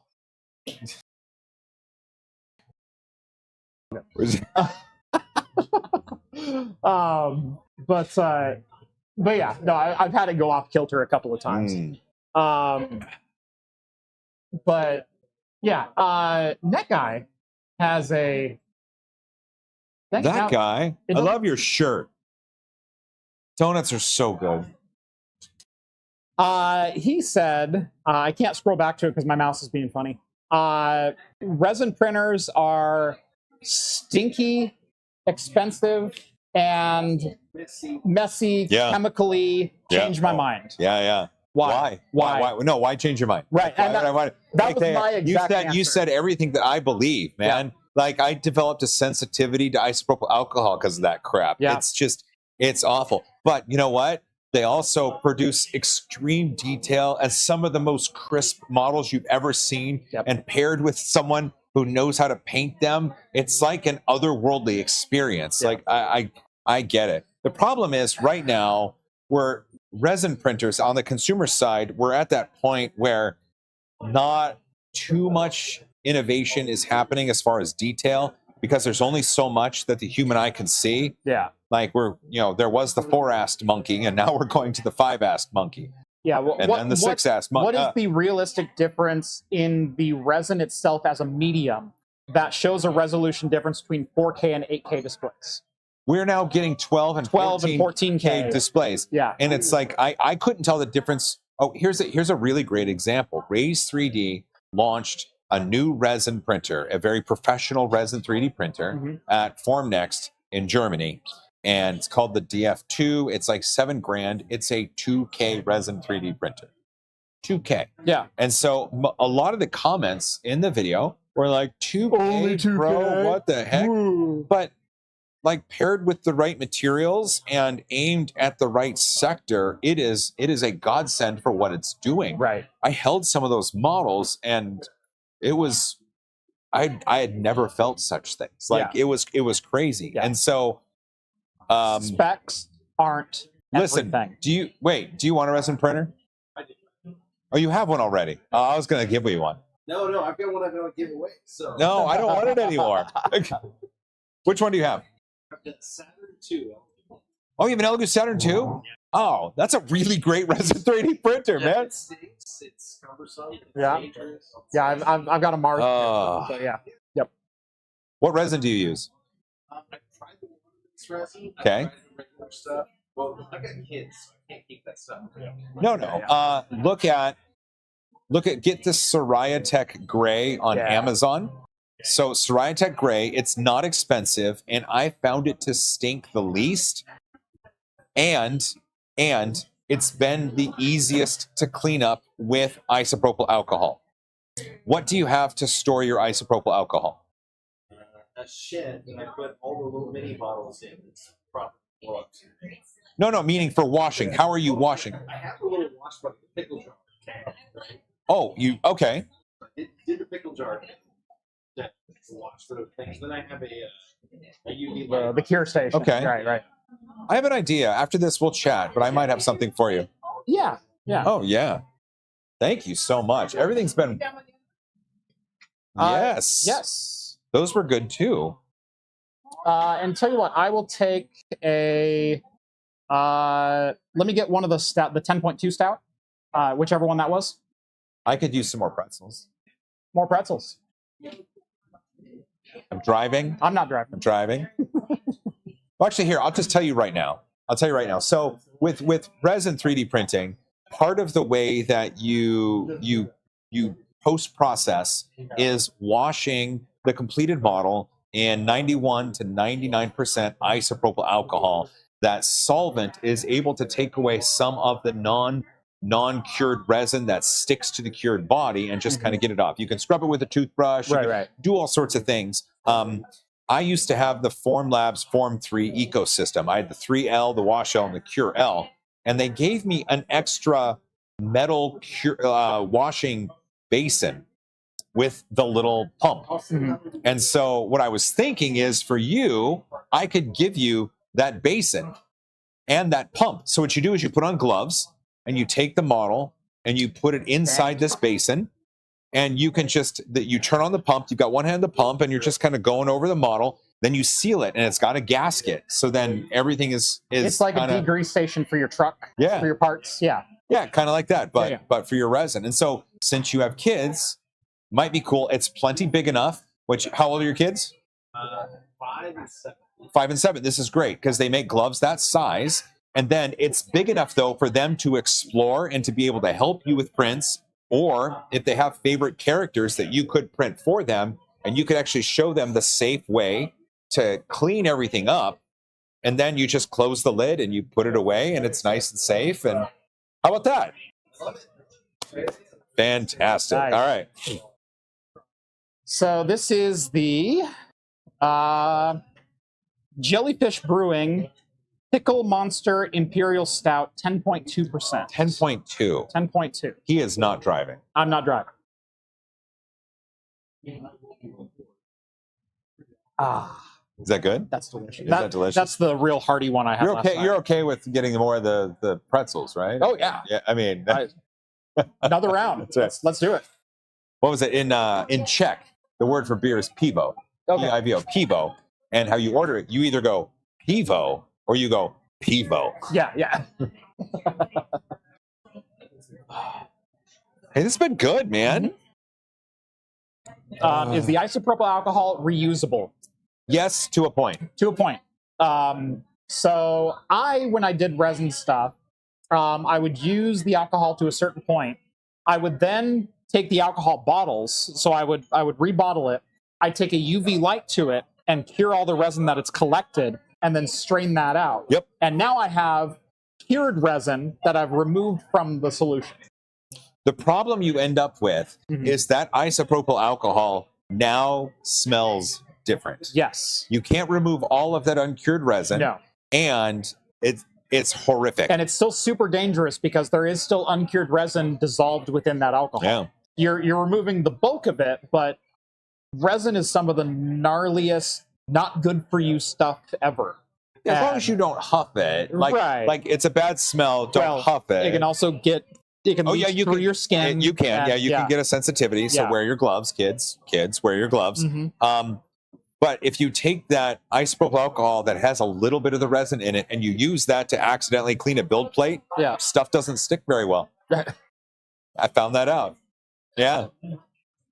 It happens. I love resin. I used to have 14 different resin machines in a room. And it didn't have carpet. Yeah. And it didn't have the best ventilation. Yeah. But I did my best. I had, a mask, and I wore my gloves, and I did stuff. But every, little drips of resin and isopropyl alcohol would drip onto the floor. And over time, I was like, I had to ask my wife to clean the floor there because I couldn't be in there because I didn't take care of it. I was lazy.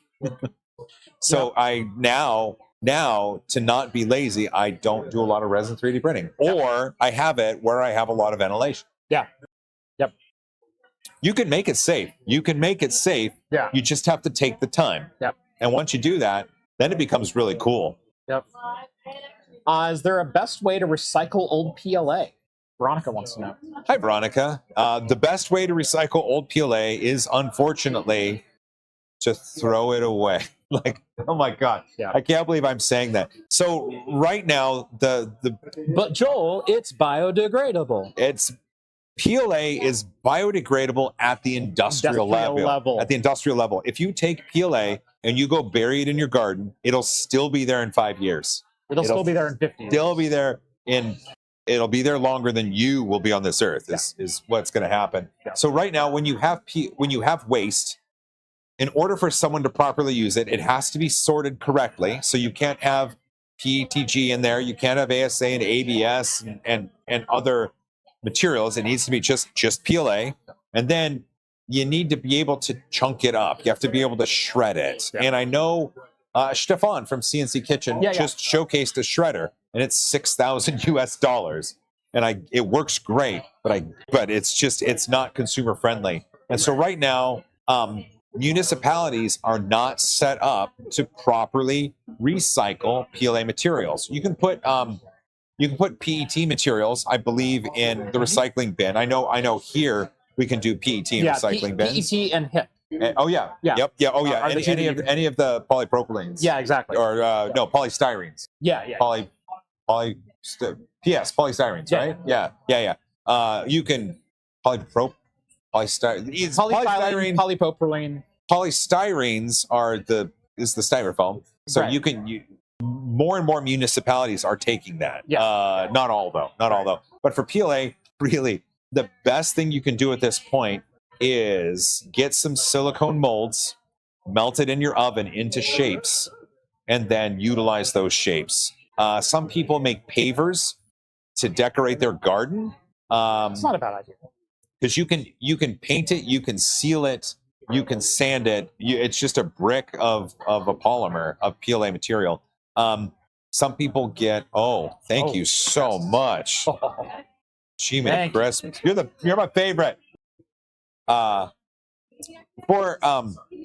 PLA, what's kind of neat, what you can do is shred it and get these silicone baking molds of different shapes, and then sell them or give them away as gifts. Make little keychains or pendants. Make them unique, and you might be able to recycle. You can recycle by reusing. Yeah. But unfortunately, recycling by recycling just isn't there yet. I wish it was. Yeah. Believe me, if I find a municipality that's doing it properly, I will go there. Yeah, on top of the shredding component, they have to be broken down and literally have enough surface area and surface contact with the rest of the environment to be broken down. There's also temperatures that have to be reached for it to start breaking down, if I remember correctly with PLA. So while it is technically biodegradable, it's not outside of industrial solutions. Not yet. Yeah. Hey, Crosstalk's in. Crosstalk Solutions. He's another Oregon boy. Oh, I love that guy, man. Yep. I love you. What does that do? What does that do to the camera? Does the AI do anything with the heart? Hopefully not. Okay. Yeah. You never know. Let us know. Let us know if it gets off kilter again. Oh, look at that. That's us. Hey, we still look good. Hey, yeah. Look at that. Look at that. Look at us. Look at us. Yeah. This is so good. I've talked a lot. I hope it's been good stuff. Has this been a decent no, this has been fantastic. Podcast? Yeah, no, this is the kind of stuff I like to do. Like, it is doing the news part of the podcast is a lot of fun, but I usually try to keep the podcast very fast and loose. If there's something that the audience wants to talk about, I'm more than happy to go off on a tangent.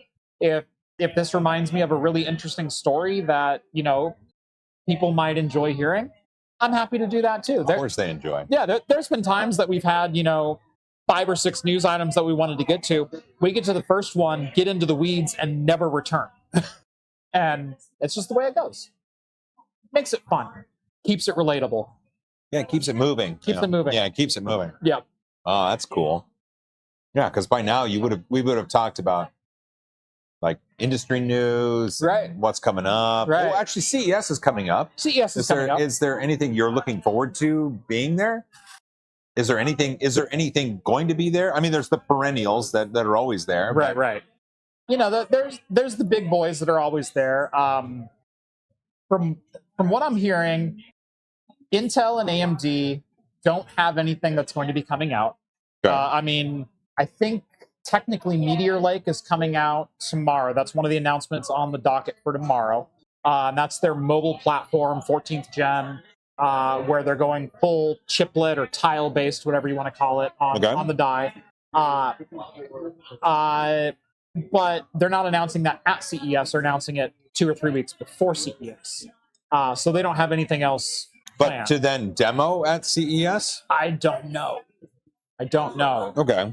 Because I think the release is also next week of like the products, and so it's like if they did, they'd be demoing products that are already publicly out there, which takes some of the luster and allure away from it. Yeah, true.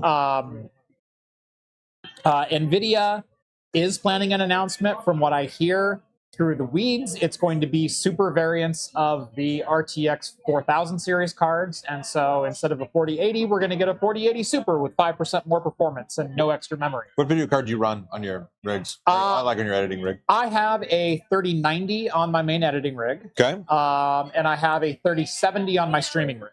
Oh.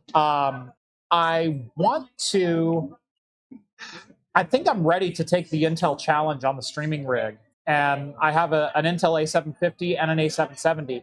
I want to put one of those cards into that rig so I can do AV1 encoding on my live streams. Because the Intel cards have AV1 encoding on them. Right. And YouTube does that now, right? Right. Yeah. Exactly. So Epis Fox, I remember I follow him. He was like throwing a party when that happened. So AV1's an amazing codec. It is the next evolution. It's the next leap forward. Why is that? It's more efficient. It's a more efficient algorithm. It is. Then what? What's there currently? You have H.264, X.265, HEVC. Okay. Those. Okay. So those are currently the streaming codecs. Those are your codecs. Really? Right. Well, I know those are codecs. I didn't know those were the streaming. Those are the streaming codecs. Really? And so you are compressing your video into H.264, X.265 to sling to YouTube for them to be able to broadcast out. And those are the codecs that YouTube has primarily accepted. For streaming, especially, AV1 is a higher quality compression.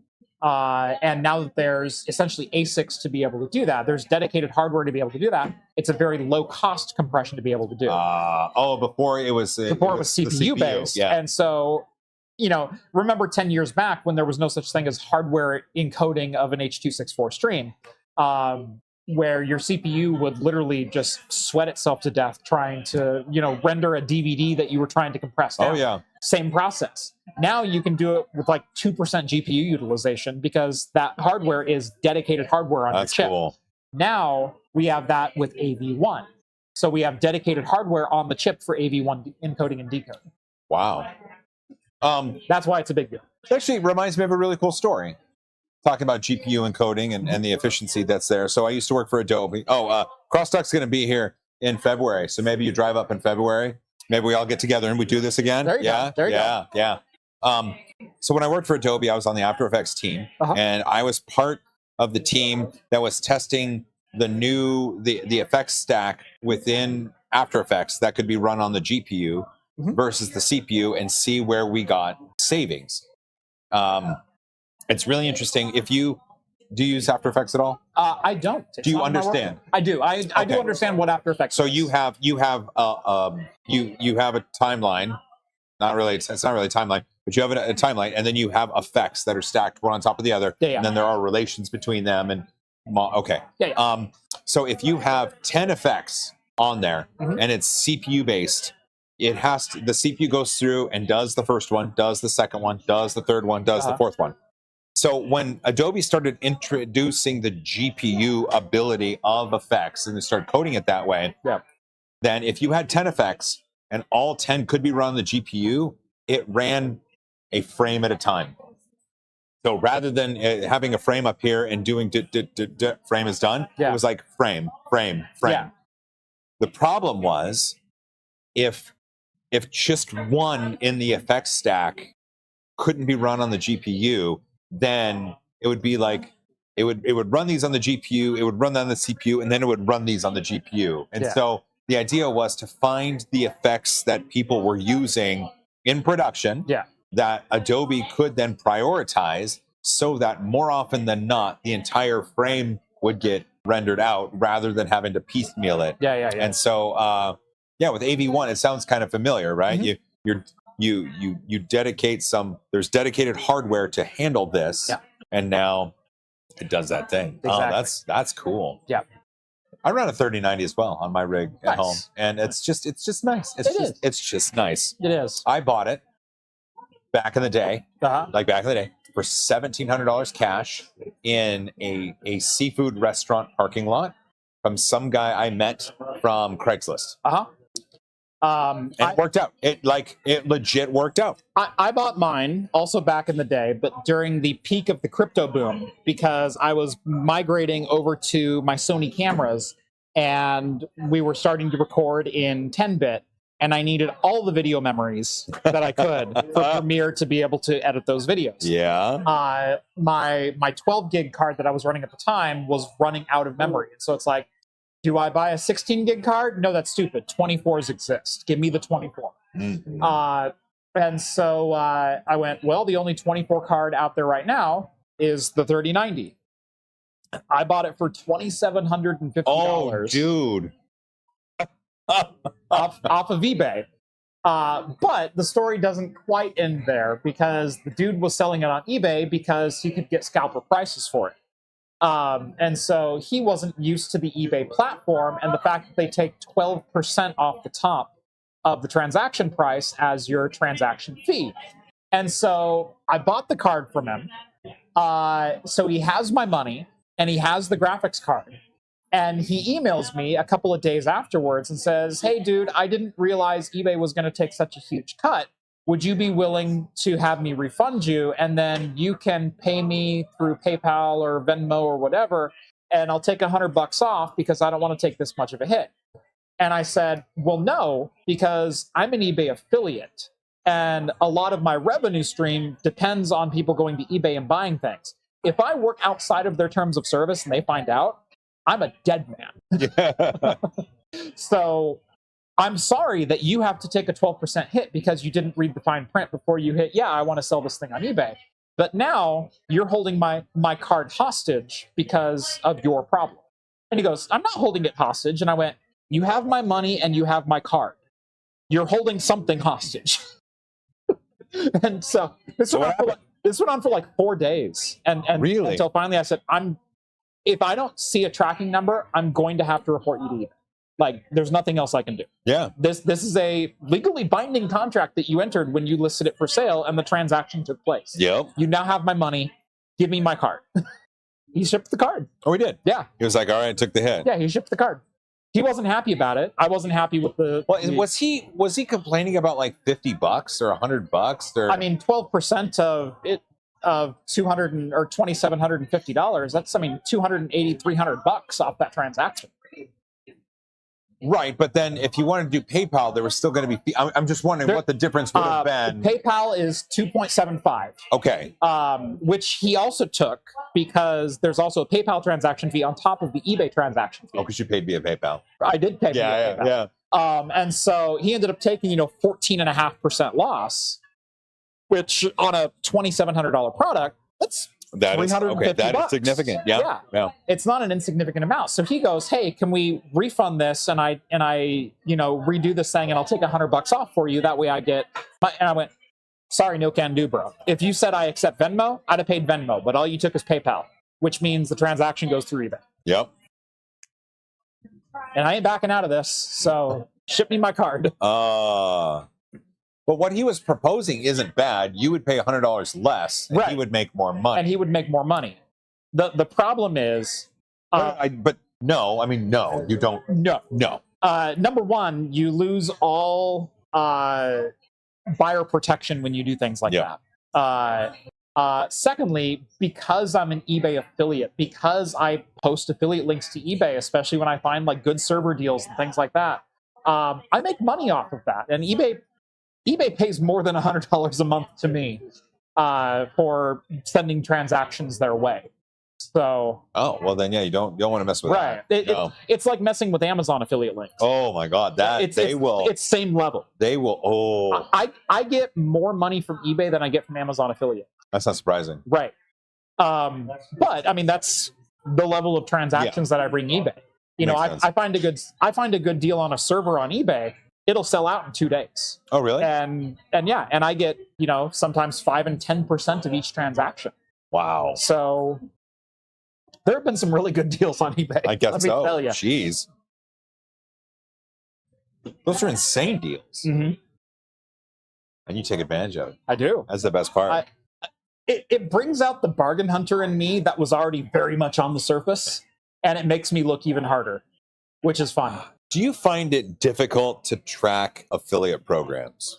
I kind of limit the affiliate programs that I deal with. Okay. And so while I'm not maximizing the amount of profit I could make off of different link trees and things like that, at the same time, I don't want to bombard my user with, 30 different links to follow.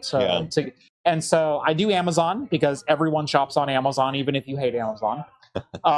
They hate shop. I do eBay and I do AliExpress, and all three of those work direct.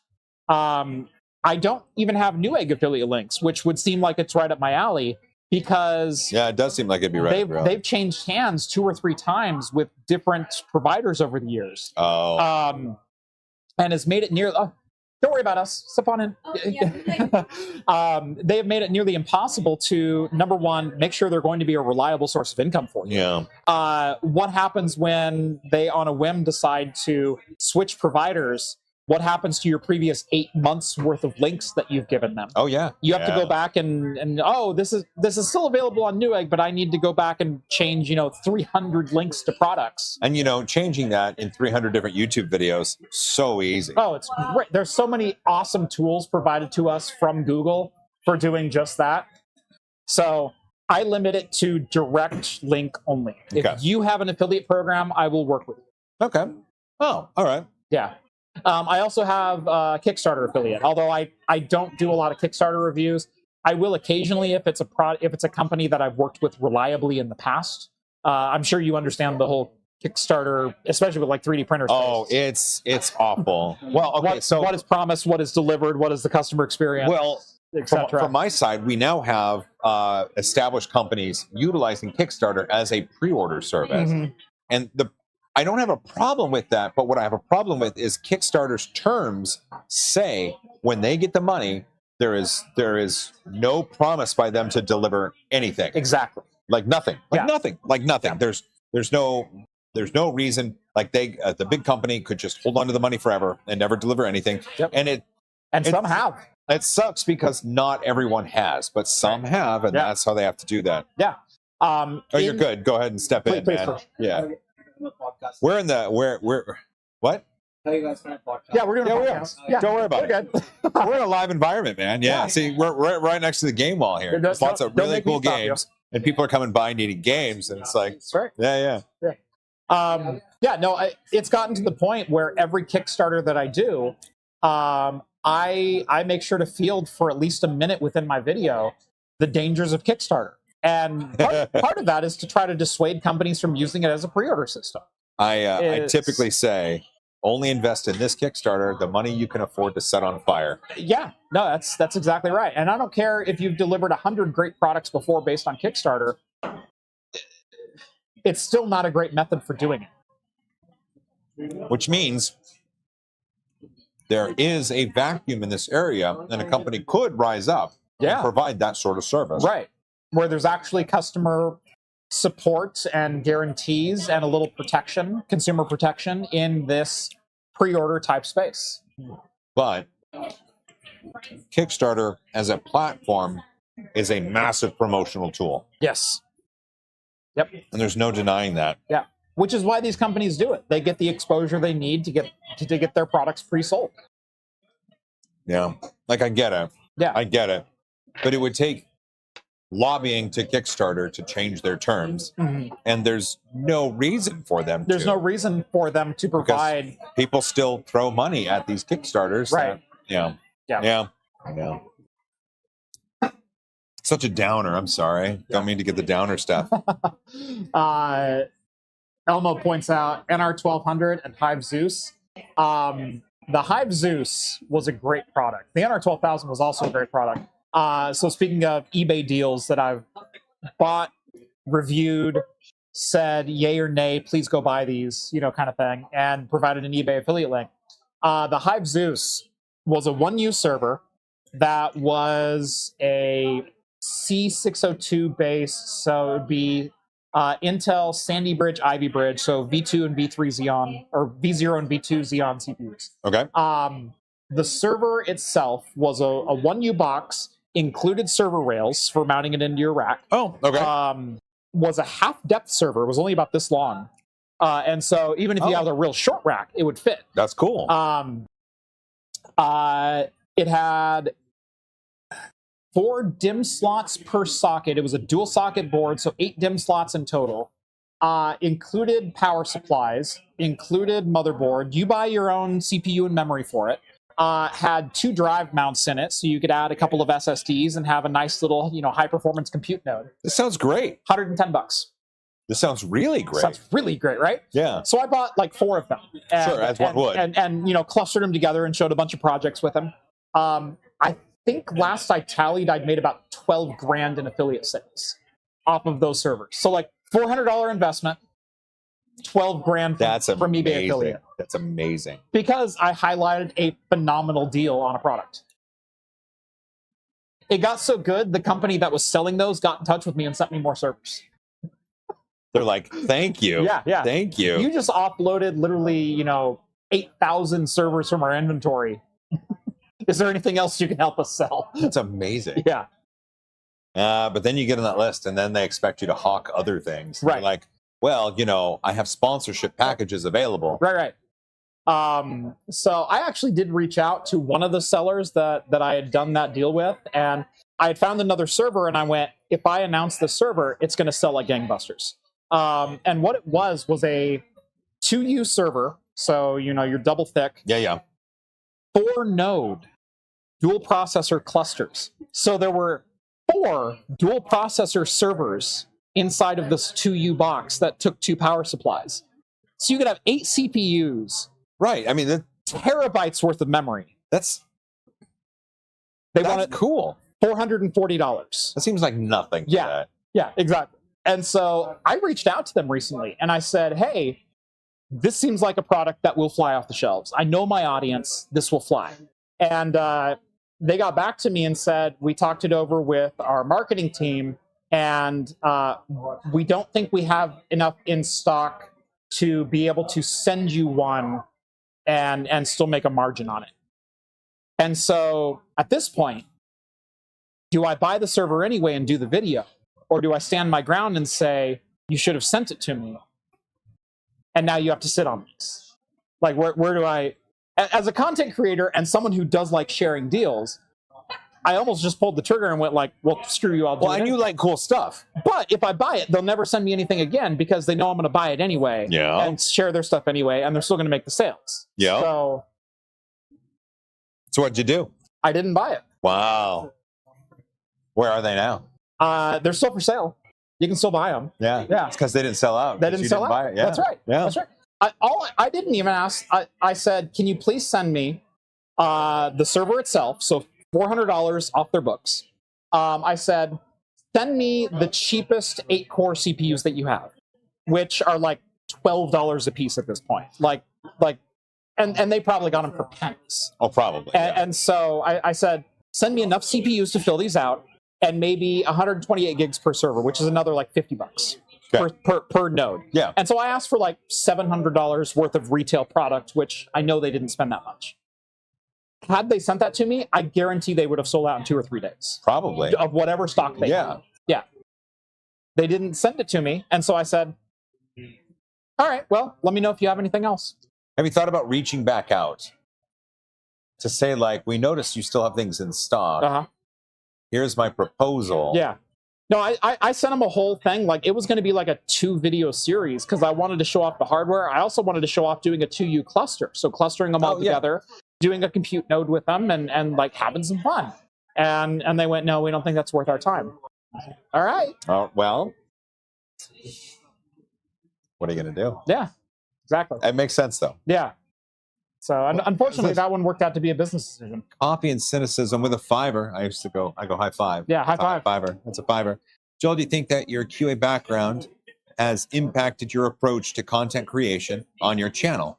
Well, thanks for the question, Coffee and Cynicism. I really do think so. I think that even before that, I think my approach to information and problem solving is probably what got me directed towards a QA career. Right. And then the QA career just built that up over time. And then now that I'm in content creation, then my natural curiosities and how I explored them as a kid, then brought up through QA, definitely aids in not just content creation, but how I approach an informational exchange and being able to get it out there for others to consume. But also, it speaks to how I do testing of product, because when I get it, of course, I'm going to approach things in a prototypical QA QC manner. Testing the bounds of things, the limits of things, the highs, the lows.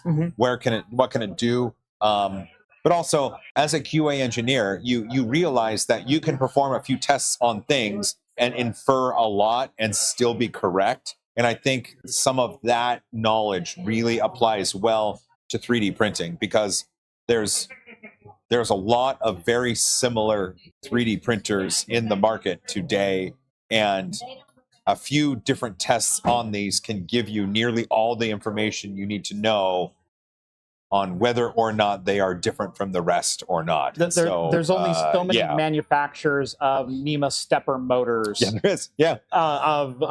You can tell what are quality belts, what are not. Are they linear drives? Are they this? Are they that? And so, you get this feel as a reviewer in just about any space. From a glance, you can kind of go, that's going to be good or that's not. And then from a spec sheet. Yeah. You kind of can. And so, I said earlier, specs aren't everything, and specs definitely aren't everything. You can put some really high quality NEMA steppers with the world's worst QA'd, linear rail and end up with a horrible 3D printer.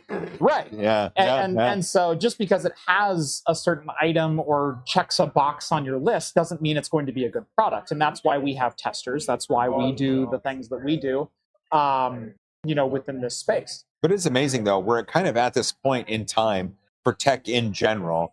Like, they're putting out supers of the cards. Like, it's like you already have a really, really good idea of how it's going to perform across the board. Like, across the board. Yeah. Like, a manufacturer right now typically can just release a new version of a 3D printer, and I have a really good idea of exactly what it can and can't do. If Bamboo announced a large form factor printer and said 400 by 400 cube, can you extrapolate the rest of the spec sheet from that? No.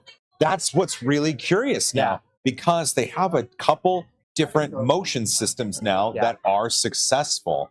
And they've got an XY, they've got a Voron, they've got... There is no reason that a Core XY motion system couldn't be successful at 400 cubed.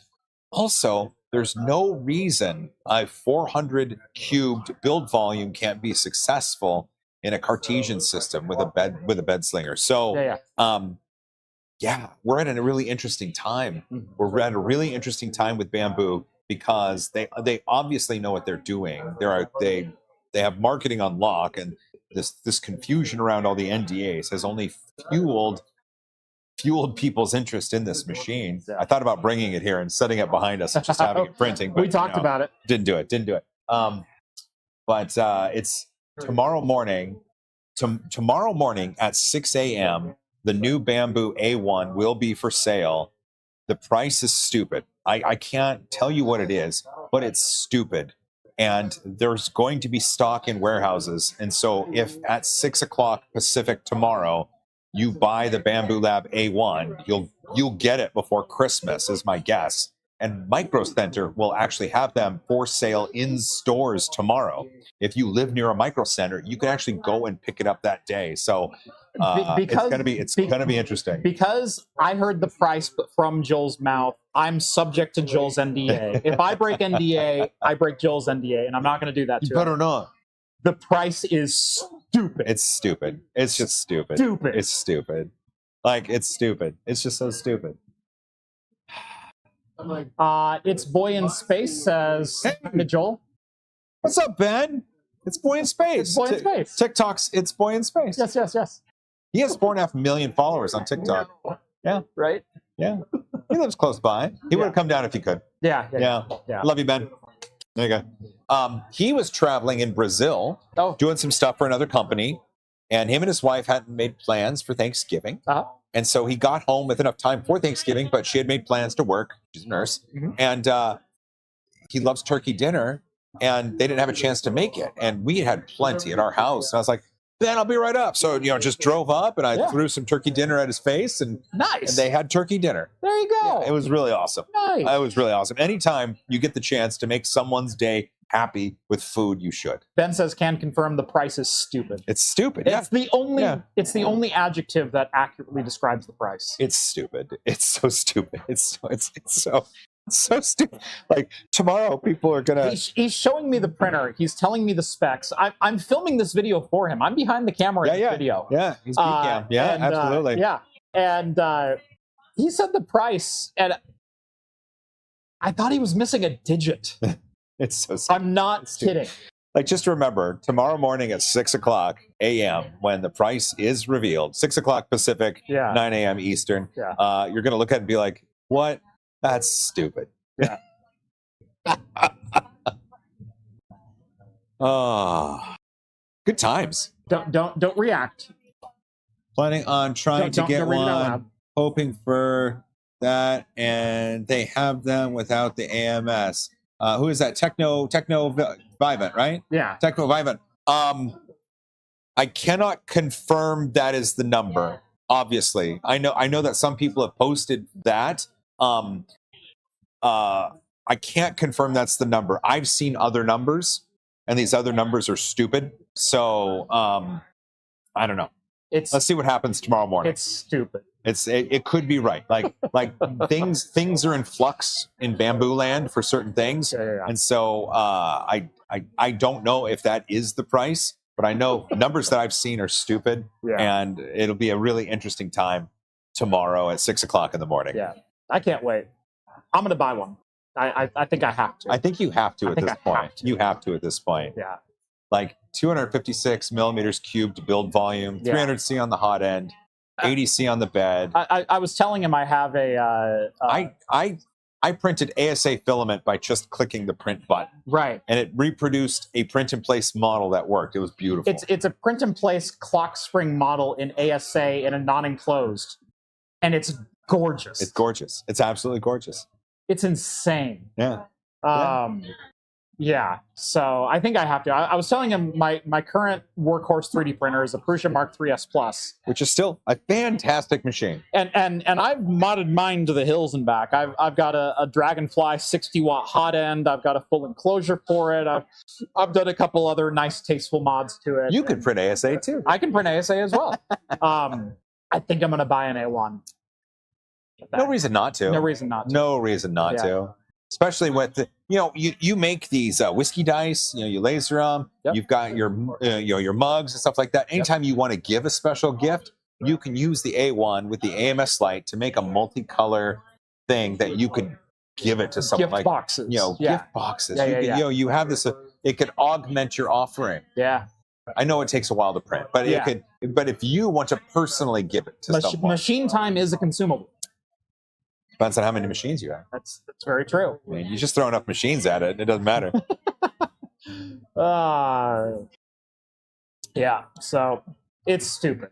Stupid. Yeah. It's just stupid. I can tell you it's stupid. All right, we got a couple minutes left. Couple minutes. Any burning questions? What do you guys want to know? Hot takes, good of the order. Burning. Come on, let's get some burning questions in there. I can't read the chat. It's beyond my ability to Mike says, Jeff, when you said you were interested in a node server, I wish you would have been able to do the content because I like node servers. This one was really cool. It was, like I said, it was a 4-node server. It was an X99 base, and so, or no, it was was it Cascade Lake? X99 is a motherboard architecture, right? Right. No, I knew that. There you go. I knew that. Yeah. It might have been a Skylake base system even for $440 for a 4-node. So $110 a node, 4 nodes in a box. It was a really cool deal. It would have been an awesome deal. The problem is the company that I was talking to, they're one of the largest recyclers, refurbishers that are out there. And I've worked with them before, and they sent me stuff, and it worked out financially for both of us. it ended up unfortunately having to be a business decision where I had to stick by my guns and go like, no, you guys need. And it's not like I was looking for a free handout. I was looking to like share something really cool that people could buy. Mhm, Like that's one of the things that I like to do. Crosstalk's taking off. Hey, see you in February, man. Later. Let me know when you're up here. I might make the drive and maybe we'll. February. Yeah. Yeah, you'll make that drive. Oh yeah. You got a truck that works now. You see my Yeah, truck? yeah, I know. It's good. It's Point Space. When are we going for that robot dog walk together? Let's try to do that before Christmas, Ben. I'll need to bring my robot dog up in February. Joel Telling, would you consider going to an Australian event, Melbourne Mini Maker Fair in the future? That's from Kren. Kren. Yeah. 100% yes. He's a good day, mate, buddy. Oh, he is a good day, mate. Yeah. That's right. Macros Brecky. Yeah. Yeah. That's right. Absolutely. I would go there. I would 100% love to go there. I would 100% love to do it. PC Tech Hustle sends over $5. Thank you so much. $4.99. Are you out of your mind? Yeah. What actually is stupid is my knowledge of 3D printers. But hey, guys, hello. Yeah. Aw. Don't put yourself down like that. Yeah. Or did you mean stupid awesome? We always. Well, did you mean stupid awesome? I don't know. Well, I don't know this you're person. under NDA, so is it stupid awesome? Well, or is it just we're talking about this person. We're talking about the person. Oh, see, I thought you were calling back. Oh, okay. No, that's in the before time. Okay. No one wants to hear about that anymore. We talked about sharing knowledge and sharing enthusiasm and passion earlier on, and we all start with zero knowledge, and that's the really cool thing. And so you might have stupid knowledge in 3D printers right now. Follow this guy, get some more, learn up. I find that everybody has the capacity to learn a thing. It's just finding the correct way, the correct path to tell the story of the thing for everybody to be able to come on board. Yeah. Yeah. You got to find the right path. I think so. Not everybody can take the same path. Right. So you just have to find the right path. That's all. Everyone takes their own way. They take their own time to learn things or learn in different ways. That's right. That was my every time I think about like walking the path, you gotta have a Disney like montage where the talking animals are actually walking to the destination. Yeah. You got the Hakuna Matata with the head swinging back and forth. For the rest of your days. I'm there. That's right. Hey, PC Tech Hustle says following now. PC Tech Hustle, you are an amazing human. I'm thankful you exist, and one day I hope your life story is recorded in a hardbound series of novels. Oh, that's high praise. Yeah.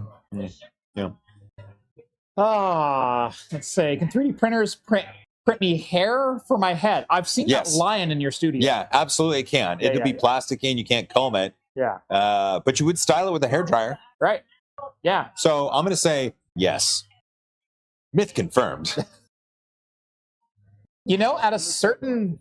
At a certain thickness, plastic does become very soft. I mean, you got tennis balls that are basically PET or hips. Tennis balls are the fuzz on tennis balls is made out of hips. Is it really? Yeah. That doesn't lie. Yeah. So yeah, you could totally get silky smooth hair. It's just how fine is your nozzle. Don't ask me that in public. Thought we were friends. Almost says Cosworth, there's not enough filament for that. Hey, I was just watching Craft's video on gaming on Linux at PDXLAN and was hoping to find the video he mentioned on heavy metal, and I accidentally clicked on this. Hey, Joel. Oh, hey. Yeah, a random Joel Telling appears. Surprise. Yep. Yeah, you're in my town. That's what we do. Yeah, that's right. Yeah. Cool. Joel going to MRRF in 2024? We call that MRF. MRF, yes. MRF. MRF. I was going to say MRF. I thought it was MRF. Yeah. So MRF stands for the Midwest Rep Rap Festival. Yeah, that's right. So the one I was talking to you about in Denver is the Rocky Mountain Rep Rap Festival. That's right. You know what we call that? RMF? RMF. RMF. Yes, RMF. Yeah, RMF. MRF is in Goshen, Indiana. And that is 3 hours drive from Chicago. Yeah. It's a fun place. It's held in a county fairgrounds. Like all these high-tech like what was it? 1 year right before COVID, it was like 2019. There were 22 countries represented that people had come from. That's impressive. Yeah, Yeah. it's Amish country, man. Yeah, Like there's horses and buggies and stuff. Yeah. That's why it's a 3-hour drive from Chicago Airport. It's true. Let's see, where is that? G. Michael Bridge. The plan right now is to attend the Midwest Rep Rap Festival. I had a scheduling conflict last year and I couldn't make it. I'm hoping that doesn't happen this year. I love that place. I hope to make it this year, but we'll see. Weird Worlds Colliding met Joel at Coulter's outside Murph a few years ago. Now he's in my craft computing. You got Joel Telling in my craft computing. Oh, outside Culver's. I got craft computing in your outside Culver's. Oh, Culver's, man, that's a good place. Yep.